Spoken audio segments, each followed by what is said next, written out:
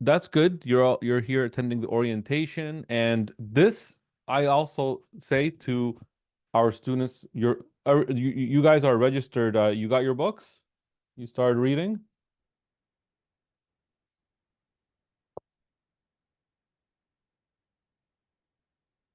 Awesome. That's good. Some people are messaging private as well. So read the basic science and then move to the next one, then to the next one, right? Just remember this orientation is not only for people that are not in the course, it's also people for in the course because it's as important as studying. There's a lot of tips on how to get into the right mindset to start properly. Okay. And you'll be surprised that usually people forget this part more, right? They forget how to be in the right mindset for the the studying period of the AFK, right? So again, you always have it on the platform. I'll also show everybody the platform here so you guys could get an introduction.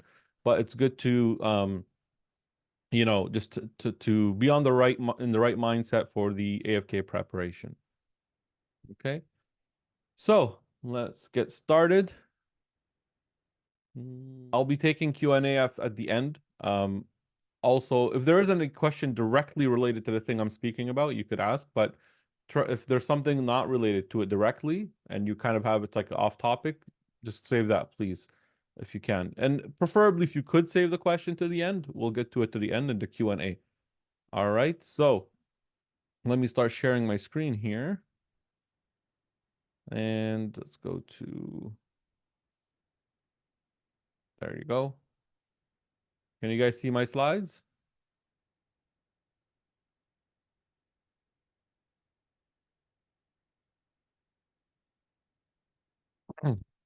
Okay, great. All right. So welcome to, oh, and who's here from the NDEB orientation? Are some of you just came from the NDEB orientation last month? All right, so I introduced myself there, introduced the team there a bit, and we talked about how to do that in the NDEB. I'll introduce myself again a bit. I'm Dr. Ahmed Hafez from Scholars Dental. I went through the NDEB process, and now we are teaching it. It's been over almost 10 years for me teaching AFK in general. So I don't want to spend too much time on that. You could ask me if you want, but we'll get to the orientation, what you're here for. So AFK orientation, what is it and how to prepare for the AFK? The recording will be posted on YouTube eventually. Yes, we always try to do that. And if you have and you want more tips about NDEB content, there's so much we have on our YouTube channel. Just go to Scholars Dental on YouTube, go to the video section, and you'll see how to get financial help for the NDEB process. There's financial help specifically for the NDEB process. They fund you to get through it. For example, how to things about ADAT and universities. So we have a lot of content on our YouTube channel, and if you go to our Ask Dr. Hafez playlist, there's a lot of questions like should I work, should I like all this stuff, right? So there's free content there for you guys to benefit from as well. So today we're going to talk about the AFK exam, our AFK course, and how to study for the AFK. We're also going to show you guys survey results. So this data will show, what are the things that people do that get them most likely to pass. Okay. I'll show you also how the course works, where we could send you a video, and also I could do a live demonstration of the platform, and then we'll have a Q&A at the end. Okay, there'll be something for everyone, people that are looking for a course to study, and if people are trying to self-study, hopefully I could convince you not to take that risk, okay? And a lot of it is for the students that are in the course, how to be in the right mindset, okay? And this is an AFK orientation. So we're going to talk about the AFK exam mainly. If you are not aware or familiar with the NDEB process, then please watch that video after, which is how to become a dentist in Canada. We have one that's 2023. Now we have one new that's 2024. Okay, that's been uploaded. Okay.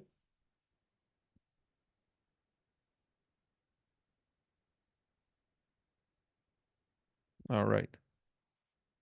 So just a reminder, the direct pathway and the university pathway usually you should apply to the NDEB first. And then for the direct pathway, you have to do the AFK exam. The university pathway, you had to do the AFK exam for the universities, but now it's split. Some universities want AFK, some of them want ADAT. So we'll touch base a little bit on ADAT as well. So we're going to focus on the AFK exam, which is the step after applying to the NDEB, your first exam in the NDEB process. Okay. So what is the AFK? The AFK is the assessment of fundamental knowledge. So they're going to test your foundational knowledge. That's why our books are called The Foundations of Dentistry. You're going to understand it from us in a way that you wished your university taught you. Okay, and I promise you that. And the exam is 200 multiple choice questions, 100 questions in 2 hours. So you do 100 questions, 2 hours. You take a 30 to 60-minute break, then another 100 questions in 2 hours. This is the important information. When is the exam? Okay, the exam, there's 2 dates a year. One, it happens in Feb, which is today. Our students are going to the exam, okay? We wish them luck yesterday and today. So today our students are actually going to the exam. So wish them luck as well. And one is in August. Okay, so what are some important dates in this area here? Once you understand, the exam date is Feb. So you have 2 or 3 important dates. One, you have the registration opening date, which means the day where you're allowed to actually book your seat when that opens. Okay, the first day, that's called the registration opening day. Then you have a period of time where you're still allowed to register, and then it closes. Registration will close. That's the deadline. Okay. Then you have course start dates. So when does our course start? So all these 3 are kind of important to know. However, okay, which one is the most important, you think, for you? What do you guys think? Which one is more important, registration opening day or the registration deadline?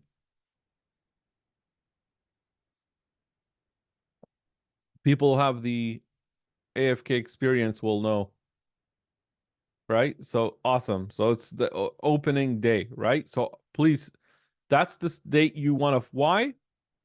Because it's happening now that a lot of times seats get booked, fully booked. So if you're in Toronto and you want a seat in Toronto, that's a hot, like that's a hot seat there. So it's like really gets booked fast. Those seats get taken. Let's say you want one in New Zealand, maybe they don't get taken as fast. Okay, so that's why we recommend that in the registration opening day, you sit in front of your computer an hour before. Okay, and you are ready. They did something last time is where they opened it by accident an hour early. So you want to sit in front of your computer maybe an hour early, wait for the time to happen, be ready to log in, like you're logged in and you're ready to register for the seat you want. And I have a video for 5 tips on how to do that the fastest and most efficient way. With people always tell me it's good tips. Okay, so that's something we could share as well. So you want to try, when is the registration opening? It happens, we'll get to the location as well soon. Registration opening is announced on the NDEB website. Could be September. For the Feb exam, it could be September or October, and for the August, could be March or April. Okay. The deadline is not as important, but also still important because you may still get seats up until the deadline if people withdraw or the NDEB is able to get more seats open for you guys or something like that. Now, the course start date is important as well. You don't want to be late in courses, okay? So courses usually start, our course here, September for the Feb exam and March. So let's draw this on this. This is what I do usually for some people. So let's say here's the Feb exam, right? So let's call this the Feb exam. And then you have the August exam. Okay. So courses will be usually one in September, and that one in September. So let's say this is 2020. I mean, now I'm talking, this is already passed, but I'm just giving you an example. So it'll be like this, right? Course. So the course in September will be ideally for the Feb exam, and the course that starts in March will be ideally for the August exam.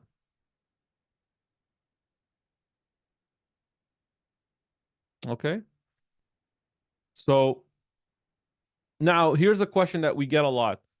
If I'm not approved and I don't know if I'm going to get a seat, even both of those questions, let's say I'm not sure if I'm going to get a seat. Let's assume you are approved and you're not sure you're going to get a seat. Should I still take the course?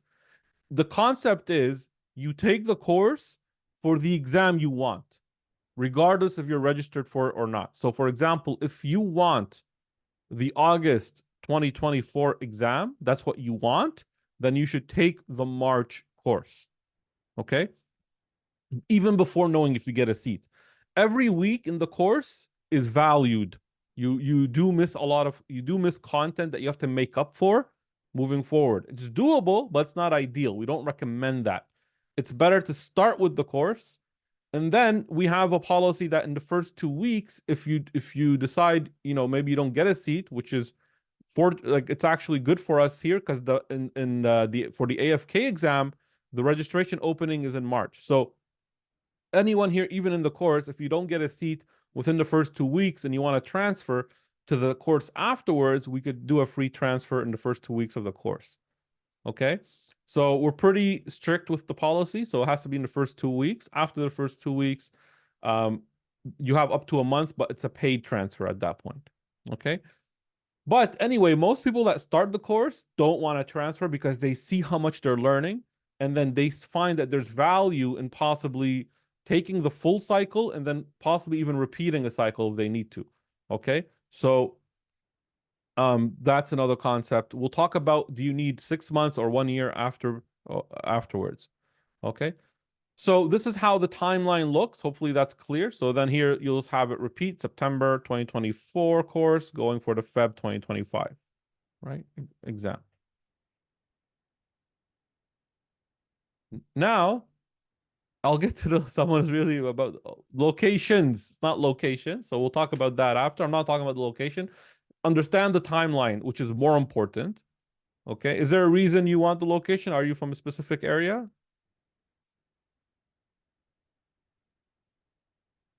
Okay, we'll talk about the locations of the exam. Don't worry about it. But right now, I want you to understand. Yep. So you have locations in Quebec. We don't know the exact address. That's something that gets sent to you once you register. Okay. So now let's introduce the concept of ADAT. Okay. Now, most universities have asked about are switching to ADAT. They want to see your ADAT score, not your AFK. So if you're considering the university pathway and the direct, okay, so we have an AFK ADAT combo method where you open both doors. Now, even if you only want ADAT, our AFK course is an ADAT course. So you do the AFK and ADAT add-on. This is how we have it structured, okay? So for example, ADAT only opens from March to August. Okay, even at the end of March. So you could only do the ADAT exam from March to August. So let's try to draw it on the board here again so that you understand how that would work. Excuse me. Okay. Okay, so let's say here's 2024. This is the AFK exam. And then you have August 2024 AFK exam. Oh, sorry. It's showing all my office equipment right now. There you go. All right. Thank you. So we actually just last a few days ago, I had my first child. So excuse me for I'm a little bit distracted, but I'm gonna do my best with you guys. So we're a little bit thank you. Appreciate it. Yeah. It's my first baby girl, so we're kind of excited about that. And some of you that know will probably know the first, few days are like tranquility days. So just thank you. So we just have like, that's what we're focused on a bit, but let's continue with this. Sorry, I got distracted right now with that. No sleeping. We're doing okay. Like it's fine. Like but yeah, like it's affected a bit, but um she's been good. She's been good. We're blessed that she's been a good sleeper so far. So I mean, it's just been 2 days that we got from the hospital, so we don't know it's gonna become later. But right now it's been like that. Um, so let's get back to this. Um, now, the ADAT combo with the AFK. So Feb 2024 is the AFK. August 2024 is the AFK. Now, September course for the AFK. So let's say 2023. This is our AFK course. You're going to go do the AFK exam in Feb. And the March course, you're going to go do the AFK exam in August. So how do you fit ADAT in here? So our ADAT course is actually an add-on to the AFK so that you're not repeating the information. Does that make sense? Like, why would you want to have two courses that 80% of them is the same? That way, an institute has to charge more if they do it that way. So what we do is we say just take the AFK and then take the ADAT, which is the extra information you need for ADAT on top of the AFK. That way, it's a more efficient program for you time-wise and price-wise. So that's the way I found it to be smartest to do, instead of trying to replicate two courses where 80% of them is the same and, just overcharge people for that, right? I didn't find that to be the best strategy. So now, where would you fit ADAT in here? Let's draw it in blue. Our ADAT starts from end of March to August. So that's when the ADAT exam happens. So what we first started off is saying, okay, for ADAT, you want to take the September AFK course, right? I'll draw this now in purple. Here's the plan. You take the AFK September course, and then we're going to have an ADAT course happen in Feb. So we're going to have an ADAT course like this. It's a 6-week course. Okay. So what you would do is take the September AFK and then take this ADAT course in Feb, right? So you would take the AFK exam in Feb after your AFK course, and then you would start your ADAT course, and then you could take your ADAT exam somewhere between March and August. I mean, it's very smooth that way, right? Now, what about for the next cycle? For people that want to do ADAT now, but they missed the September course. Well, we found a different strategy for some students that and they like the idea. You'll just do it in reverse. So you'll start the ADAT first, like this, and then you do the AFK course. And then you also book your ADAT at the end of the AFK, and you can still do your AFK exam here. Okay, so let me try to draw it in a different color so it's clear to you guys the plan. So if I put it in, let's say green, so it would be like this for ADAT, and then AFK would be here, like that. So if you want to do ADAT, you either take AFK, then ADAT Feb, or ADAT Feb, then AFK March. Okay, this kind of combination is going to be the best for you if you want to do the ADAT exam and the AFK in the most efficient way. Like pretty much in 6 to 7 months, you're doing both exams and you're getting, your highest chance of doing well in them. Okay. So I just wanted to add that as an idea because it does relate to how you're going to plan your AFK preparation. That's why I wanted to add it here, but I'm not going to go into ADAT. We have an ADAT event on Saturday, February 10. That's next Saturday, just next week. If you guys want to hop in for that, we're going to bring Dr. Ramneek.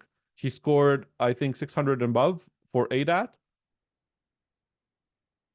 And she's the one that's helping us build that ADAT. So she scanned through the AFK course and then added a new ADAT thing that is like, here's what you need on top of the AFK course for ADAT. Okay. Everybody's welcome to register for ADAT, but of course, we recommend that you take the AFK course first, or ADAT, or you should have the AFK course in the plan, like either AFK ADAT or ADAT AFK, like as long as you're planning to take both. Okay. All right. So that's it for any questions about the timeline. Oh yeah, we did tell you guys leave the questions for the end, so let's do that. Let's commit to that. Now, AFK, where is the AFK. Someone's been asking about locations. All right. Location, location. All right. So location, there's two types. There's prometric centers where you'll be doing it on a computer. These centers are all over Canada. So it's not like a specific address I could give you right now. You'll get the address when you register. But all cities, all provinces have centers. There's also international locations. As I mentioned, in the US, you have like in California, New York, Massachusetts. You have in Australia and New Zealand, there's centers as well, right? And then you have a paper and pencil format, which only exists in Canada, right? So you'll find it in Ontario and Quebec. There's a pencil and paper format. So people that are with us in the course, I would say just go for the city you want. I have registration tips. You guys can watch that video on YouTube if you want to know how to get that, like the fastest way to register. So electronically, when you do it in Prometric centers, it's usually possibly done 2 days back to back. Depends on the amount of students they have or dentists. It's like in an office building with computers. When you wait outside, they'll call you one by one, give you an ID card, a locker, a key. There's also a lunch area. You have maybe 20 to 30 computers where you'll do the exam on. In the Prometric format, you could save questions like to mark for review for the end. There's also a navigation system that you could move question to question. You could even highlight things. So always check your updated protocol regarding these things, right? The paper and pencil format, you have the morning group and afternoon group. So you see, these things could change. That's why it doesn't matter. Just always check your protocol. But it's paper and pencil. Like you're used to this, right? The B2 pen, you bubble sheet and all that stuff, right?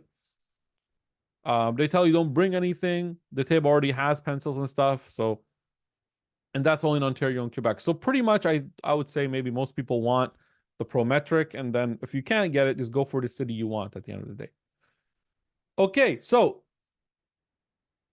you registered for the course and you looked at the NDEB website and you found this blueprint and you come to us and you say, hey, like, how do we look at this? I want you just to completely ignore this. Okay? Just study what we're going to give you and you're going to be fine that way. This stuff here just confuses you. Like, okay, well, 24% is anesthesia, pharma, medical emergencies, and medicine, including physiology. Okay, so like it just gets confusing. For example, what falls under pathology and histology, and sometimes that could fall under basic science. Something that, let's say you're discussing, warfarin or something, that could fall under pharma, that could fall under basic science, that could fall under surgery. Do you see what I mean? So I just say it doesn't matter. We know what things are required, and we will guide you through it, right? The other thing is there's some topics that are, how do you say, like if you study them, like pharma, and you be good at it, you get good at pharma, it's easier to answer once you study. So it's harder to learn, but you'll love it after our course. Like everybody that studied our course say, oh, we kind of get pharma now.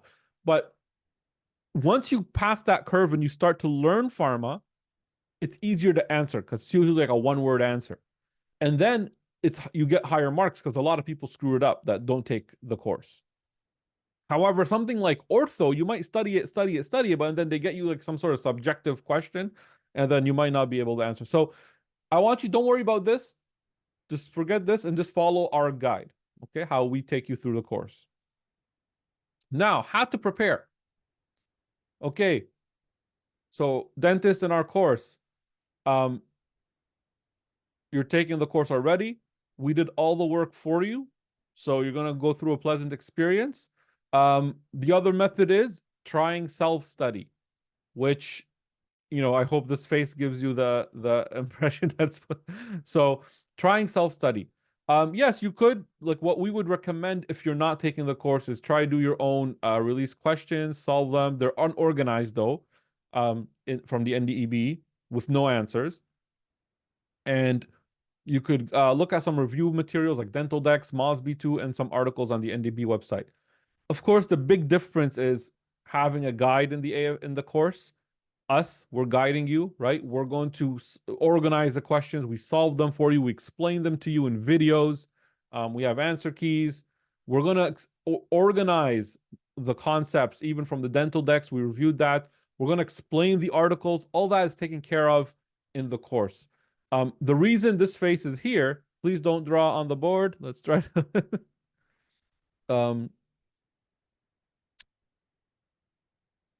there you go. I removed that. Yep.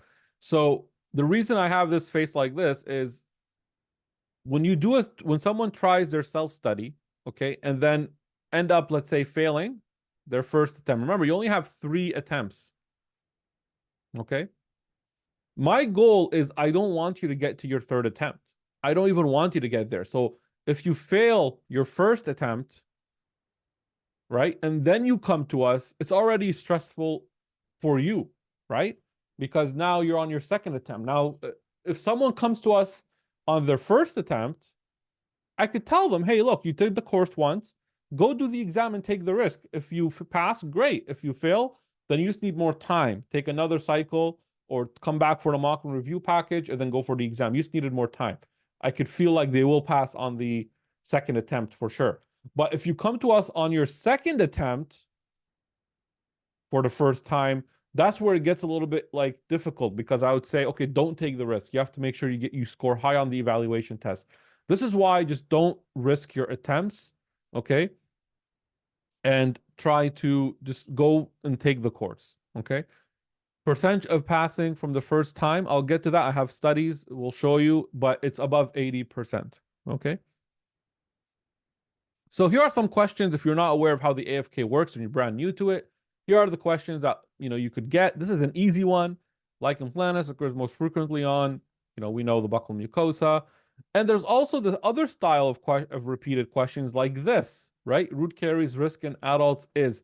Now, please don't talk to me about why the answer. I'm not here to discuss answers with you. That's something we do in the course. I'm just giving you an example of how the question looks, which is the multiple format. You'll find these in the released. However, they don't bring them in the exam anymore. Okay, so you're not going to get this concept. Here the answer is 1, 2, 3, but you're not going to get this concept, right? So why do we still learn it in the course? Does anyone know? Well, the reason is because they could just change a few things, like root caries risk in adults is all except, and the answer now becomes 4, and then they eliminate this. So they could turn it into, exactly, maybe they change their mind. No, not that they won't change their mind. This has been consistent but good guess. This has been consistent in the last few years where they will not bring the multiple of multiple anymore. That's it.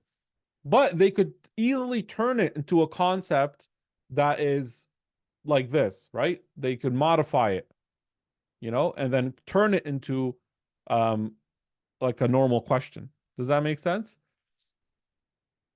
Okay, so just kind of giving you an idea of what kind of release questions you'll see. So you want to learn from these questions, not necessarily like just know the answer, just learn from them because they could modify them. All right. Of course, there could be some questions that are outdated or incorrect, which will guide you that, okay, this question is not to focus on. Don't worry, just learn this from it. This is all what saves you so much time. Like for you to know which questions to focus on and not, because when I self-studied a bit, like when you self-study, you're just like, how far do I dig into this question? How much time do I give it? You don't know. You just keep giving it time, and then we'll tell you, don't give this question too much time. It's going to be not worth it, So this is very important. Please, everybody register for the course. I want you to carry this information here with you throughout the course, and you'll always have the orientation available for you to come back and revisit. And I'm always going to be there for you in the WhatsApp group to remind you, hey, don't remember this is the coaching part of our course. We don't just do education, we also do coaching, okay? So all the questions that you're going to have, the released, or all the concepts that you'll have in our books that we print out for you. We have 4 books based on my organization of the content, basic science, and then the medical book, which has pharma, patho, and anesthesia, medical patient management. Then you have the dental book, which is restorative and dental materials, prosto, and ortho, like the mechanical engineering stuff. And then you have the surgical book, which is like perio, endo, radiology, and surgery. So I have them. This has always been my way of classifying, the steps of dentistry. Um, but anyway, the concepts that you are going to be faced with, whether they're in a book or just concepts and questions or questions themselves, think of it like this: 95% of it, there's consensus, meaning that we know this is the answer for sure. There's no debate. We know that the concept is explained in this way. There's a consensus. This is the right thing to do. And then there's 5% that's going to be controversial, which means this question, the answer could be this way if you understand it like that, and the answer could be this way if you understand it like this. Or sometimes you could find a reference that supports both answers. Maybe it's an older question. So there's 5% that's going to be controversial and 95% that is more there's consensus about. So what is the main problem here with your preparation? Is the 5% a problem? No, it's only a problem if you make it a problem.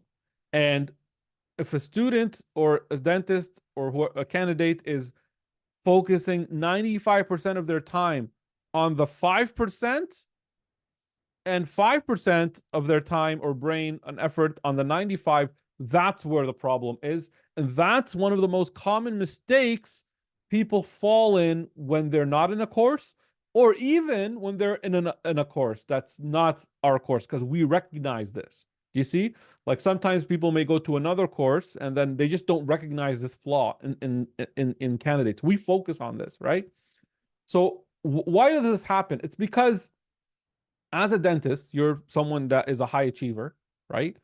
Um, Whenever you hear ideas that make sense to you and you feel like it's like you have the answers to, and the instructor is making you feel like this is the answer, that's it, you're happy with it. What you do is you feel comfortable with that and you take it and you just kind of put it in your pocket, like, yeah, okay, we know it. I'll just get to it later. Like, I learned it now, so therefore I will memorize it forever. And then those 5% things, they bother you. You feel like it's not perfected. You need to perfect everything before you study it. So you go and you start digging into those 5%. Oh, maybe that question came. Maybe this question did come, and maybe I need to know it. But if you keep doing that, by the time you get to the exam, right? By the time you get to the exam, you could forget the 95%. This is what the trap they fall into. They underestimate the work it takes to retain the information that we are sure of.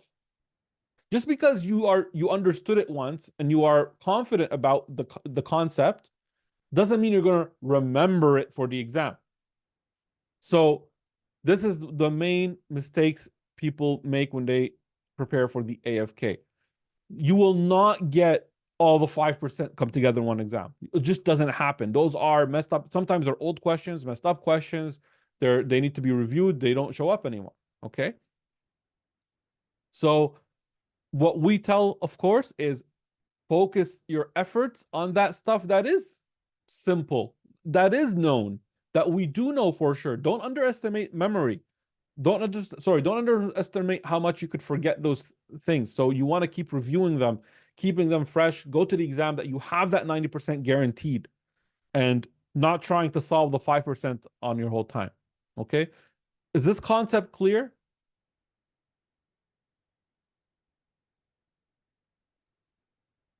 Okay. Art students, yep. Okay, awesome. So this is not this, and you will forget it, and I'll remind you. Don't worry, so I'll be there for you. But just try to get an initial idea right now that okay. Now another way is the pacing of your studies. Okay, your pace. So let's say you have 6 months of preparation time from the time to the start to your exam day. Okay, and every week, what we do at Scholars is we're going to give you a dose of learning. Week 1 is basic science. Week 2 is Pharma 1, Pharma 2, Patho 1, Patho 2. So you're going to get this blue mark indicates, let's say, the content we're giving. Okay, and this is going to take away from your, some people think being a perfectionist is a good thing. Sometimes it's not. And most of the time, actually, it's not. So it's okay to be 95% on point and not 100. That extra 5% takes away from other things sometimes. Unless you have that time and effort and ability, that's fine. So what we want to happen is we want you to keep a steady pace. So if in the first week we give you this blue, you're able to accomplish 95%, that's good, right? And then the next week you're able to accomplish 95%, that's good too. If you're able to do 100%, that is fine, right? And we will keep you steady on this pace. So what we do is we unlock the basic science videos in week 1, you go through them, and then in week 2, we tell you what you're supposed to study now. So we stop you from studying that and we push you to Pharma 1, whether you finish that or not, okay?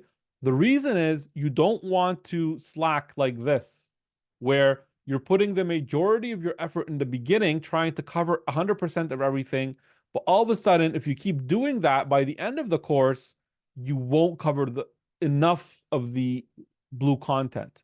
Do you see? At the end of the course, those subjects start to suffer because you're kind of lagging behind. So our unique formula will keep you on track like this. Okay, you'll in week 1, okay, you accomplished whatever percentage you did from basic science. Now you have to stop. We lock it. We open Pharma 1. Sorry. Now you have to study that. And then week 3, and then during our break weeks, we open the content if you need to go back and catch something, right? But we actually work hard on the back end to make this happen so that we keep you accountable every single week. All right. Is that clear? This pacing concept? Okay. So focus on the 95%. Focus on that. Even if you feel like, oh, that's easy, it's solved already. I want to go solve something no one solved yet. No, don't do that. Just focus on that 95%. Read it. Read and move forward. If a question is subjective, right, or has 2 answers that make sense, okay, read it and move on. We'll give you the answer we establish at the end, and then that's it. Move on. Don't spend hours on it. It's not worth it. Okay? And I'll always remind you to hydrate.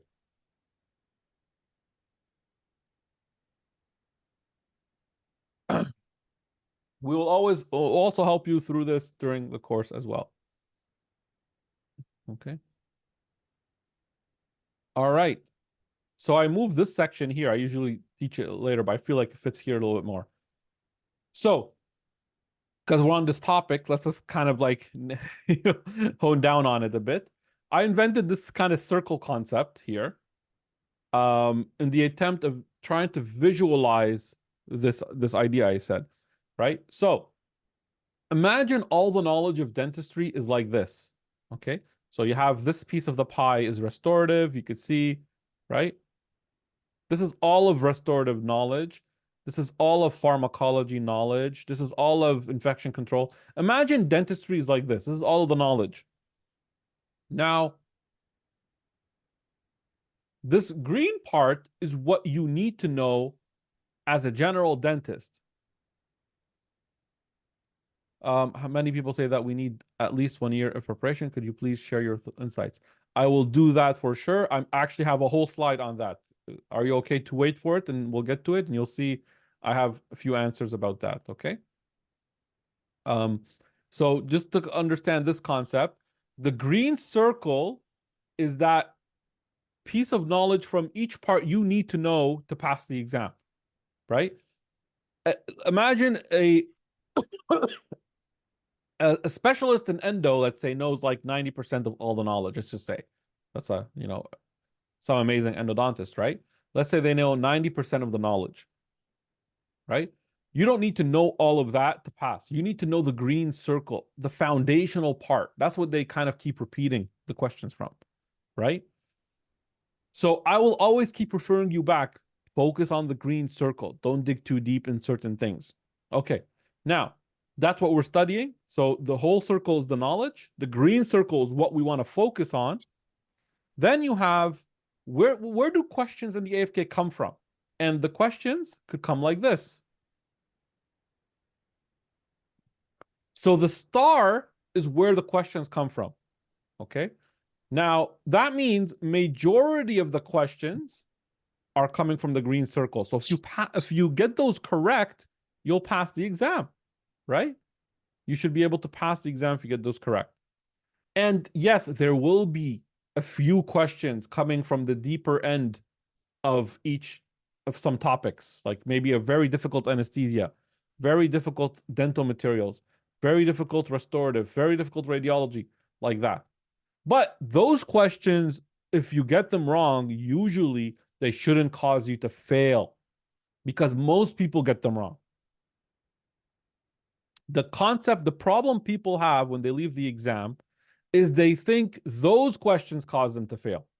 How many people here saw people coming out from the exam? Oh my God, we failed because they brought this crazy question from this topic that nobody knows. If nobody knows it, then nobody's going to fail due to it.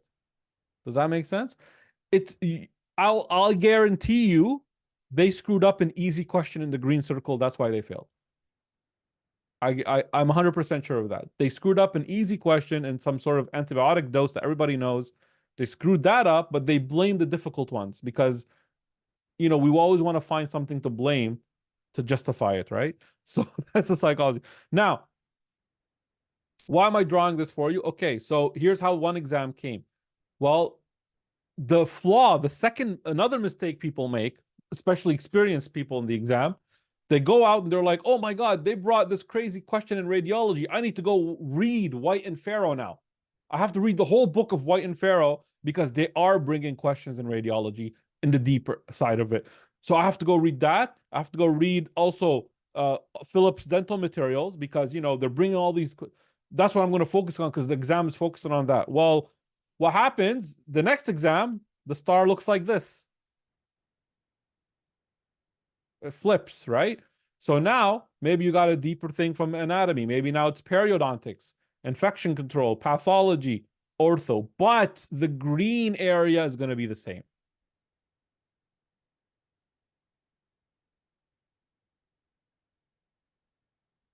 Okay. So therefore, don't chase the difficult questions in the exam. That isn't a guide on how you should study. We know the foundations of dentistry, what they need to be. You know what general dentistry, what makes sense to be in part of general dentistry. That's what they want to make sure you get right. So you have to make sure you're not getting those questions wrong. Okay. Does this make sense to everybody visually?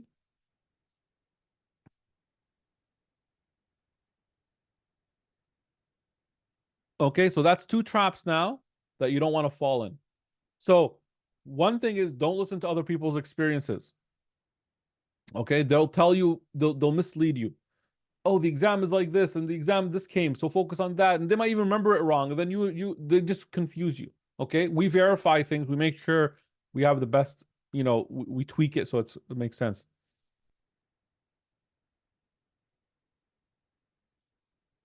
So there's no negative marking in the exam, and you have to get 75%, but there is a scaling system, meaning that, again, if we go back to difficult and easy questions, think of it like this. Okay, here's you, and here's another person, and here's another person. Okay, now, if question number 1 was easy and everybody answered it correctly, right? Let's say, what happens? Everybody gets a point. Okay, so you move forward. Let's say you move the step forward. So did anyone fail right now or pass? No, because they're all equal. No one wins. See, there are winners here and losers, unfortunately. It's a competitive exam. They have it made in a way where it's going to filter you guys out. They're going to take the best 40% of you. Okay? So, question 2 comes. Let's say it's an average. So this is easy. Let's say it's an average question, right? Actually, let's do it hard question. Let's say it's a difficult question. Okay. Now, it's so difficult that no one answers it correctly. So you get it wrong, you get it wrong, you get it wrong. So you can't move forward. Did anyone win? No. You see? That's what I mean by the difficult questions don't filter you out too much. Now, let's say there's 100 people and one person moved forward. Sure, but they don't want, 1% passing rate, right? So they're gonna scale the mark so that more people pass. That's why the people that get the difficult questions correct, they'll probably just get a higher score. But if you get a difficult question wrong, it's not the cause of you failing. Now, what causes you to fail? An easy question being wrong. So if an easy question, right? I mean, I shouldn't probably put it in a column. Let's say I'm going to erase it like this and show it to you in a different way visually. So now if I have an easy question, okay, so question 1 was easy. That's why everybody moved one step. Question 2 was, let's say, difficult. Now question 3 was easy. And now if it's an easy question, what makes an easy question easy, guys? What makes it easy? Does anyone know?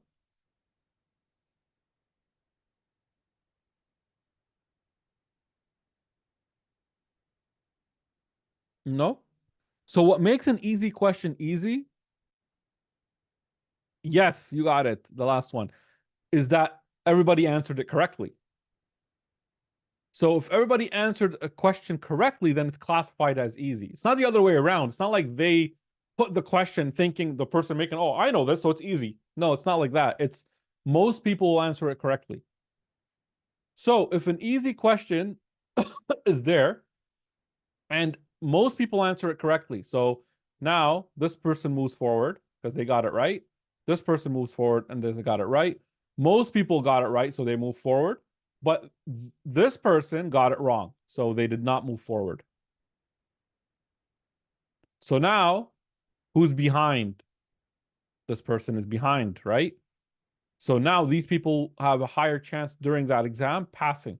This person may fail because maybe if these people create 40%, then most likely those 40% are going to pass. So you cannot get easy questions wrong. Okay? Even average questions, because usually easy questions, like, easy questions are going to filter out the people that get them wrong quickly. Like maybe it'll take away 10 to 20% of people. But it's the average questions where it becomes 50-50. Like 50% people get it right, 50% get it wrong because they're average, right? Does that make sense? So it's the easy questions will filter out people that don't know, like maybe they didn't get good sleep, they screwed up easy things, right? Maybe 10 to 20% will do that. But then the other 10 and 20 is the average area, right? Does that kind of make sense in a way? So this is the way I like to explain it so people know, don't be scared of difficult questions. They're not the ones failing you. Be scared of screwing up an easy question. Okay, so, all right. Now, reading materials. So our Scholars Dental material, this is enough. I tell everybody, there's a common question we get. If we just focus on your content, is it enough? Yes, but not the books alone, right? This is why we don't sell books, because it's the combination of the textbooks that we give, the questions that we're going to give you, the videos and answers and explanation and live sessions we give you, plus the mock exams at the end, which is additional information you need. All this together is what I call material. Okay? So you have the books, questions, video content that you'll be watching with answers, right? Clearing your doubts, attending and clearing your doubts, and then mocks. All this together is our material, not just you taking the books and reading them alone. That's just a starting point, okay? Other resources like Dental Decks Part 1, 2, Mosby Review, First Aid, you don't need those if you're taking the course. But if you're like trying to risk your self-study method, then at least just go to Dental Text Part 2 and release questions maybe, but you're going to be lost in it. And that's why we organize all that information for you, okay? And we have a cool feature that we do, get the books early, that a lot of you have enjoyed, and I found to have good results, okay? Because I believe in first reading. Like if you read the book before the course, it sets you up that you know what you're facing now, and it really clicks, everyone. Like, it does click with you better. So for example, if you're reading the books before and you understood something, and then in the course you see me explaining it to you, it's going to click so much better. It's like a second read.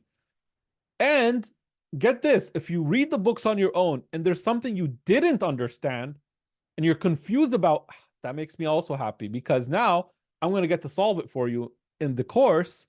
And when I explain it to you, you're going to be like, oh, that's what that meant. And it retains better. So when you create a problem, then solve it, you memorize it more, right? Instead of like spoon feeding it, so that it's not always as memorable. So both are advantages, right? So you could, if you're not ready for the August exam and you're not ready for the March AFK course, you could register for the September course and get the books and start reading them, right? So that's something that we offer as well. And shipping is included in the fee and everything. So if you're going to the Dental Dex Part 2 on your own, I mean, just be ready to kind of struggle a bit. I went through the Dental Dex Part 2 4 or 5 times, but I created this platform so that you don't need to do that and go through the same. And not everybody has that skill to actually navigate and understand it, like, or that time to do it. Pathology, it's pretty good, but it needs repetition, of course. Like, that's always the case. I do that for you in the videos. You're going to see my strategies like in the videos, and we have audio reviews that you could repeat the pathology names. But it also requires organization in the decks. The decks are alphabetically organized, kind of like, not fun to read that way. So you might be like, oh, this requires a lot of work in the decks. And then you'll find the pedo section repeats a lot of things in the patho section. Periodontics, it's comprehensive in the dental decks, but it's all like text, like you don't understand the flaps. You can't visualize it. I remember the first time explaining the flaps to some people that were reading the decks. They were like on their toes, like trying to see what I'm drawing, because they're like, whoa, I never got it this way, right? So in the decks, you're going to be like, and the way it's organized also, it's not logically organized. Pharmacology, it's not good for beginners in the decks. That's just straight up like that. It's not enough for, it starts off also alphabetical order. Like, it doesn't make sense why it's starting that way. Like you're doing adrenergic, then antibiotics, and then you're doing cholinergic when you get to the C letter.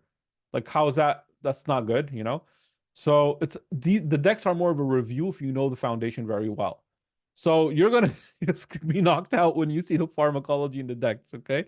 I got it in a way that you're gonna actually love it after, okay? Dental materials, I don't even think, it's not even existent in the decks. I read the decks. They're kind of distributed inside Resto and Prosto. So you're just gonna be struggling when you're like, where's the dental materials? And how do I get to them? But I labeled each card, I gave it a name, and I reorganized everything myself. And when I created the books, I used some of the knowledge from here and there, but I reorganized everything. Okay. So, can you pass in 2024 now, should be, or 2023 or 2024, let's say, without a course? Now it's becoming very difficult because it's more competitive. There's more knowledge. People are getting better. More people are taking courses. So it's becoming very difficult now to pass. And I'll show you the stats on that. Some people may think, like, what does a course do? Well, obviously it teaches you, but you also have to think, like, you're also a dentist, so you know knowledge, right? But you have to reach a certain point for you to pass the exam. And a course will just help you achieve that point more efficiently and faster, and make sure you're on the right track as well. And this is something that changes from one person to another. So one student may require a year, like someone's saying, where another student may require 6 months, right? So for example, you may require 2 years without a course, but if you take the course, you could do it in a year. Or you may require 1 year without a course, and then it might take you 6 months with a course. So what the course does is it puts you on the right track, right? And makes it faster. For example, let's look at this. Here's your passing point. Now, someone may start down here. That's their level of knowledge. Someone's already starting up here, okay? level of knowledge, right? So this is student one, let's say, and this is another student. Okay, so maybe your starting point is here, maybe yours is here, right? Now there's another factor. How fast can you move? How much time do you have? Do you have a life? And I'm going to get to that point as well. Maybe you're moving at a pace that's very slow. Yes, you may be ahead of this person, but maybe you're moving very slow. Maybe this person moves faster than you. So we can't say it's not a cookie cutter thing like, oh, I was going to put you in a factory and you're all the same, right? Everybody is different. So, but the concept is you have the speed, right? You have the starting point, and then you have the right track.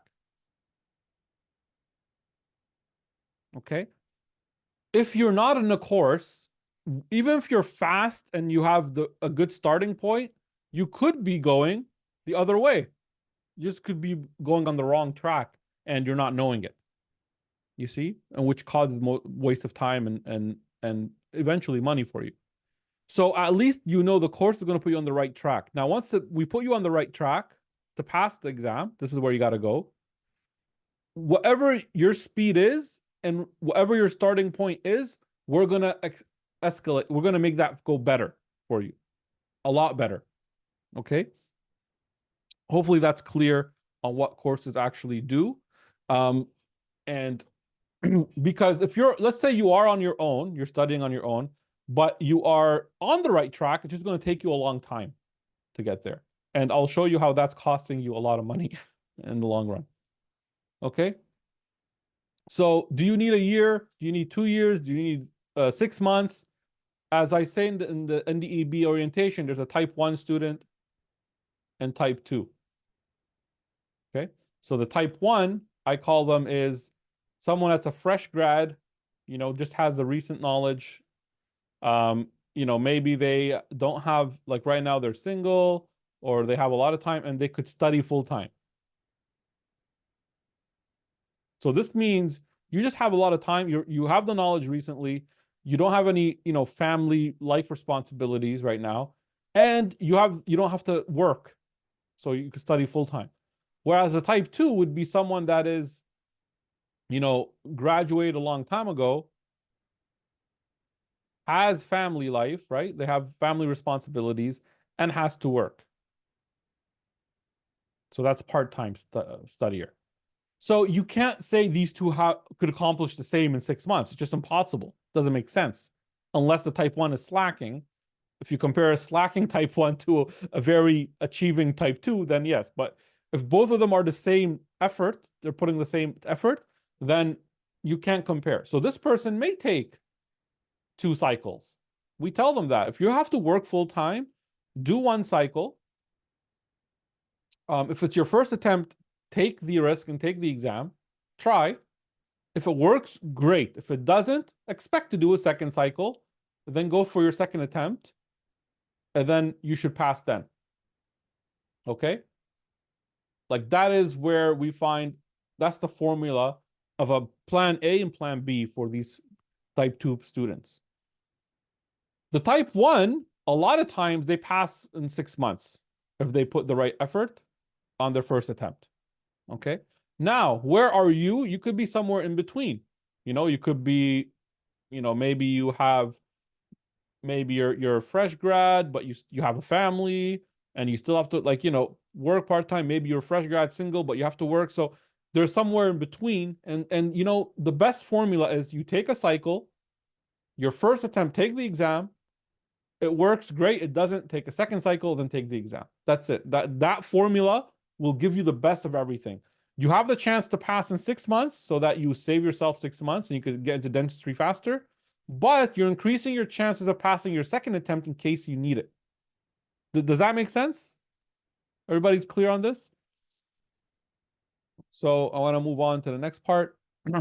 Hopefully that part is clear to you guys. You only have 3 attempts for the AFK. Sorry, I should mention that. So if you fail the AFK 3 times, game over. You're out. Scary stuff, okay? So you don't want to be in that.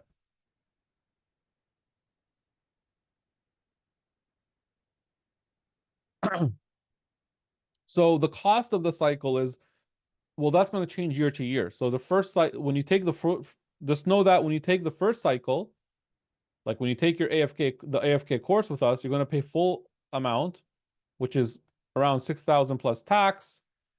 Or if you pay it in one shot, you get a discount. Okay, that's if you do it installment plan. But when you repeat, you get 40% off that the full price.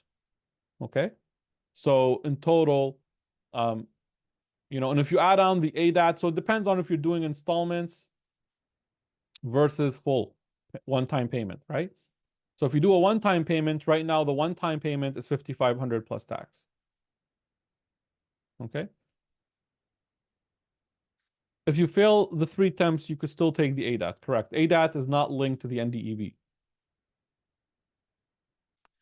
So here's the surveys people are asking, right? We have studies that we've done a while ago. We could do a little bit more. I'm interested to find out if there's any more information out there. But here's a comparison of taking any course, not our course specifically, any course versus no course. So you could see when you take a course, you have 50, and again, any course, I want to emphasize, not specifically our course, just any course the survey was, you have 50-50 chance of passing. But if you don't take a course at all, you only have a 16% chance of passing. Now, that may seem low. It is low if you're not taking a course. And even if you're taking a course, it's still difficult to pass. That's any course, you see? But you have to look at things properly. It's still 3 times more chances. Actually, above 3 times. Do you guys see the math? If you're not taking a course, you have around 15 to 16% chance of passing. If you take any course, it's 3 times more because it is a competitive exam. Now, our course has been pretty much consistent above 80% chance of passing. Okay? So you might ask, what did the passers do? What increases your chance of passing? I already said the price. You could call the admin team and look at the. Omar also sent in the for the price up there. I'm not sure what it's 6,000 plus tax, but you just click on the link above and you'll see it. Yeah. If you're talking about the full AFK course, 5,500 plus tax for the full, if you do the one-time payment. Please, I'll get to the pricing. I talked about the pricing already. So if you have more questions about registration process, there's the link. You could call the admin team. I'm going to focus on the orientation so we get it done in a good time. Then all the Q&A I'll answer for you at the end. So is that clear here? In terms of passing. So what did the passers do?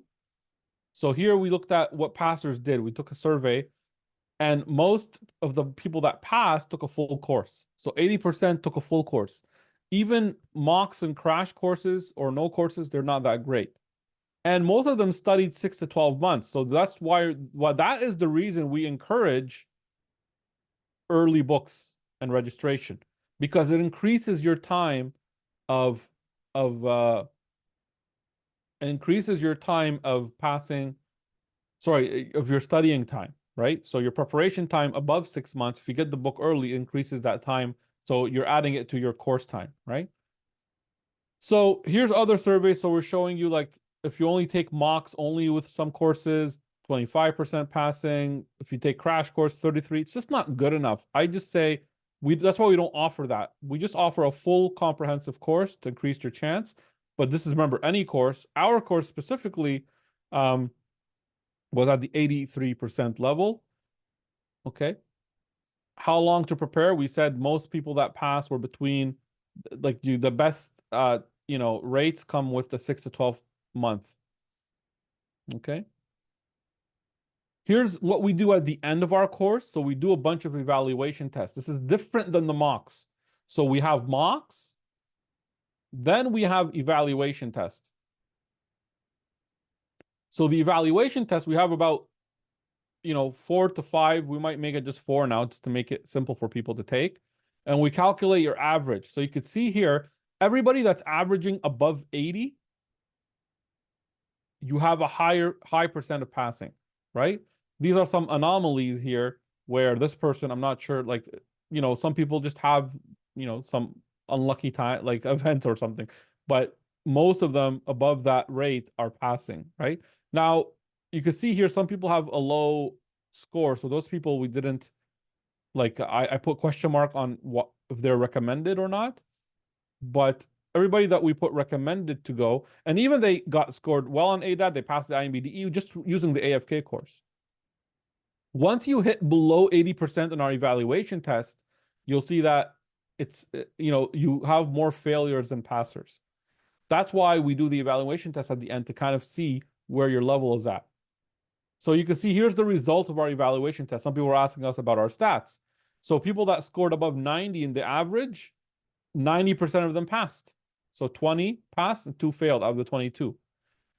If you got 88 above 88, 29 people got above 88, 26 passed, 3 failed. So you can see there's some sort of linear pattern with the average. We discovered kind of like a good way. Then when you get to 80, above 80, 82%. So out of the 47 people that scored above 80, the 47 people that scored above 80% on our average, 39 of them passed, 8 failed. So that's 82% passing rate of those people. And then we looked at under 80, and you could see under 80 just drops, right? So the passing under, if their average is under 80, their passing is 22%. However, we wanted to make sure there's no flaw there because under 80 includes like 60s and 50s. So we went, okay, let's look at between 70 and 80, but still low. So you can see below 80, it drops a little bit faster, right? That's why, I mean, there's no excuse for you guys not to get above 80 because it's repeated questions that we're giving you. You already studied them. So my expectation, you should be getting 90s, right? And if you do well, that means you studied well and you have a high chance of passing. Our AFK September 2022 cycle, actually, we achieved the highest, which was a 97% passing. So we only calculate it based on the 80 mark.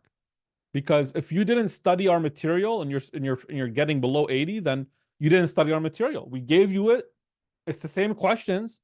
So you shouldn't mess it up in the evaluation test. It means you didn't study it, right? Enough. That's where people may need another cycle to get good at it. But for the people that studied it above 80, okay. Yes, I think you're not understanding. This is our average. We're evaluating you. This is not the exam scores. This is our average. We're evaluating you. We're giving you evaluation tests at the end of the course, calculating your average and then seeing how likely you are to pass. Is that clear?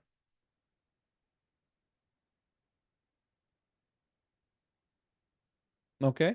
So we're saying if you score on our evaluation test, nowhere here I say AFK exam scores. Does it say AFK exam scores here? No, right? It says evaluation, Scholars Dental self-evaluation test. So if you score an average above 80% in September 2022, we got a 90%, like out of the 41, 40 people passed. So that's a really good passing rate, right? So you guys are going to have a high passing rate if you study our content. So study for 6 months or more. This is what people were asking. And I touched base. Be realistic here. Type 1 versus type 2 student. Type 1 can study full time. That's one of the main factors. Ability to study full time. 5, 6, 7 days a week. You're able to provide to the course. Does not work or very minimal work. Maybe 1 or 2 days. No family responsibilities. Recent graduate. This person, I would say 6 months. If they do well in the evaluation test, high chance of passing. Okay. Type 2 must study part-time or less, has to work to support their family or their needs. Family to take care of, graduated a long time ago. This person, may get lucky in 6 months, or most likely they might need 2 cycles. But it's worth to try it in 6 months as well. So if your second attempt, then take the first cycle, take the cycle in March. Okay, then getting closer to the exam, you'll do your evaluation test and we'll see where you're at. Then based on that, you can make the decision, should you repeat or not?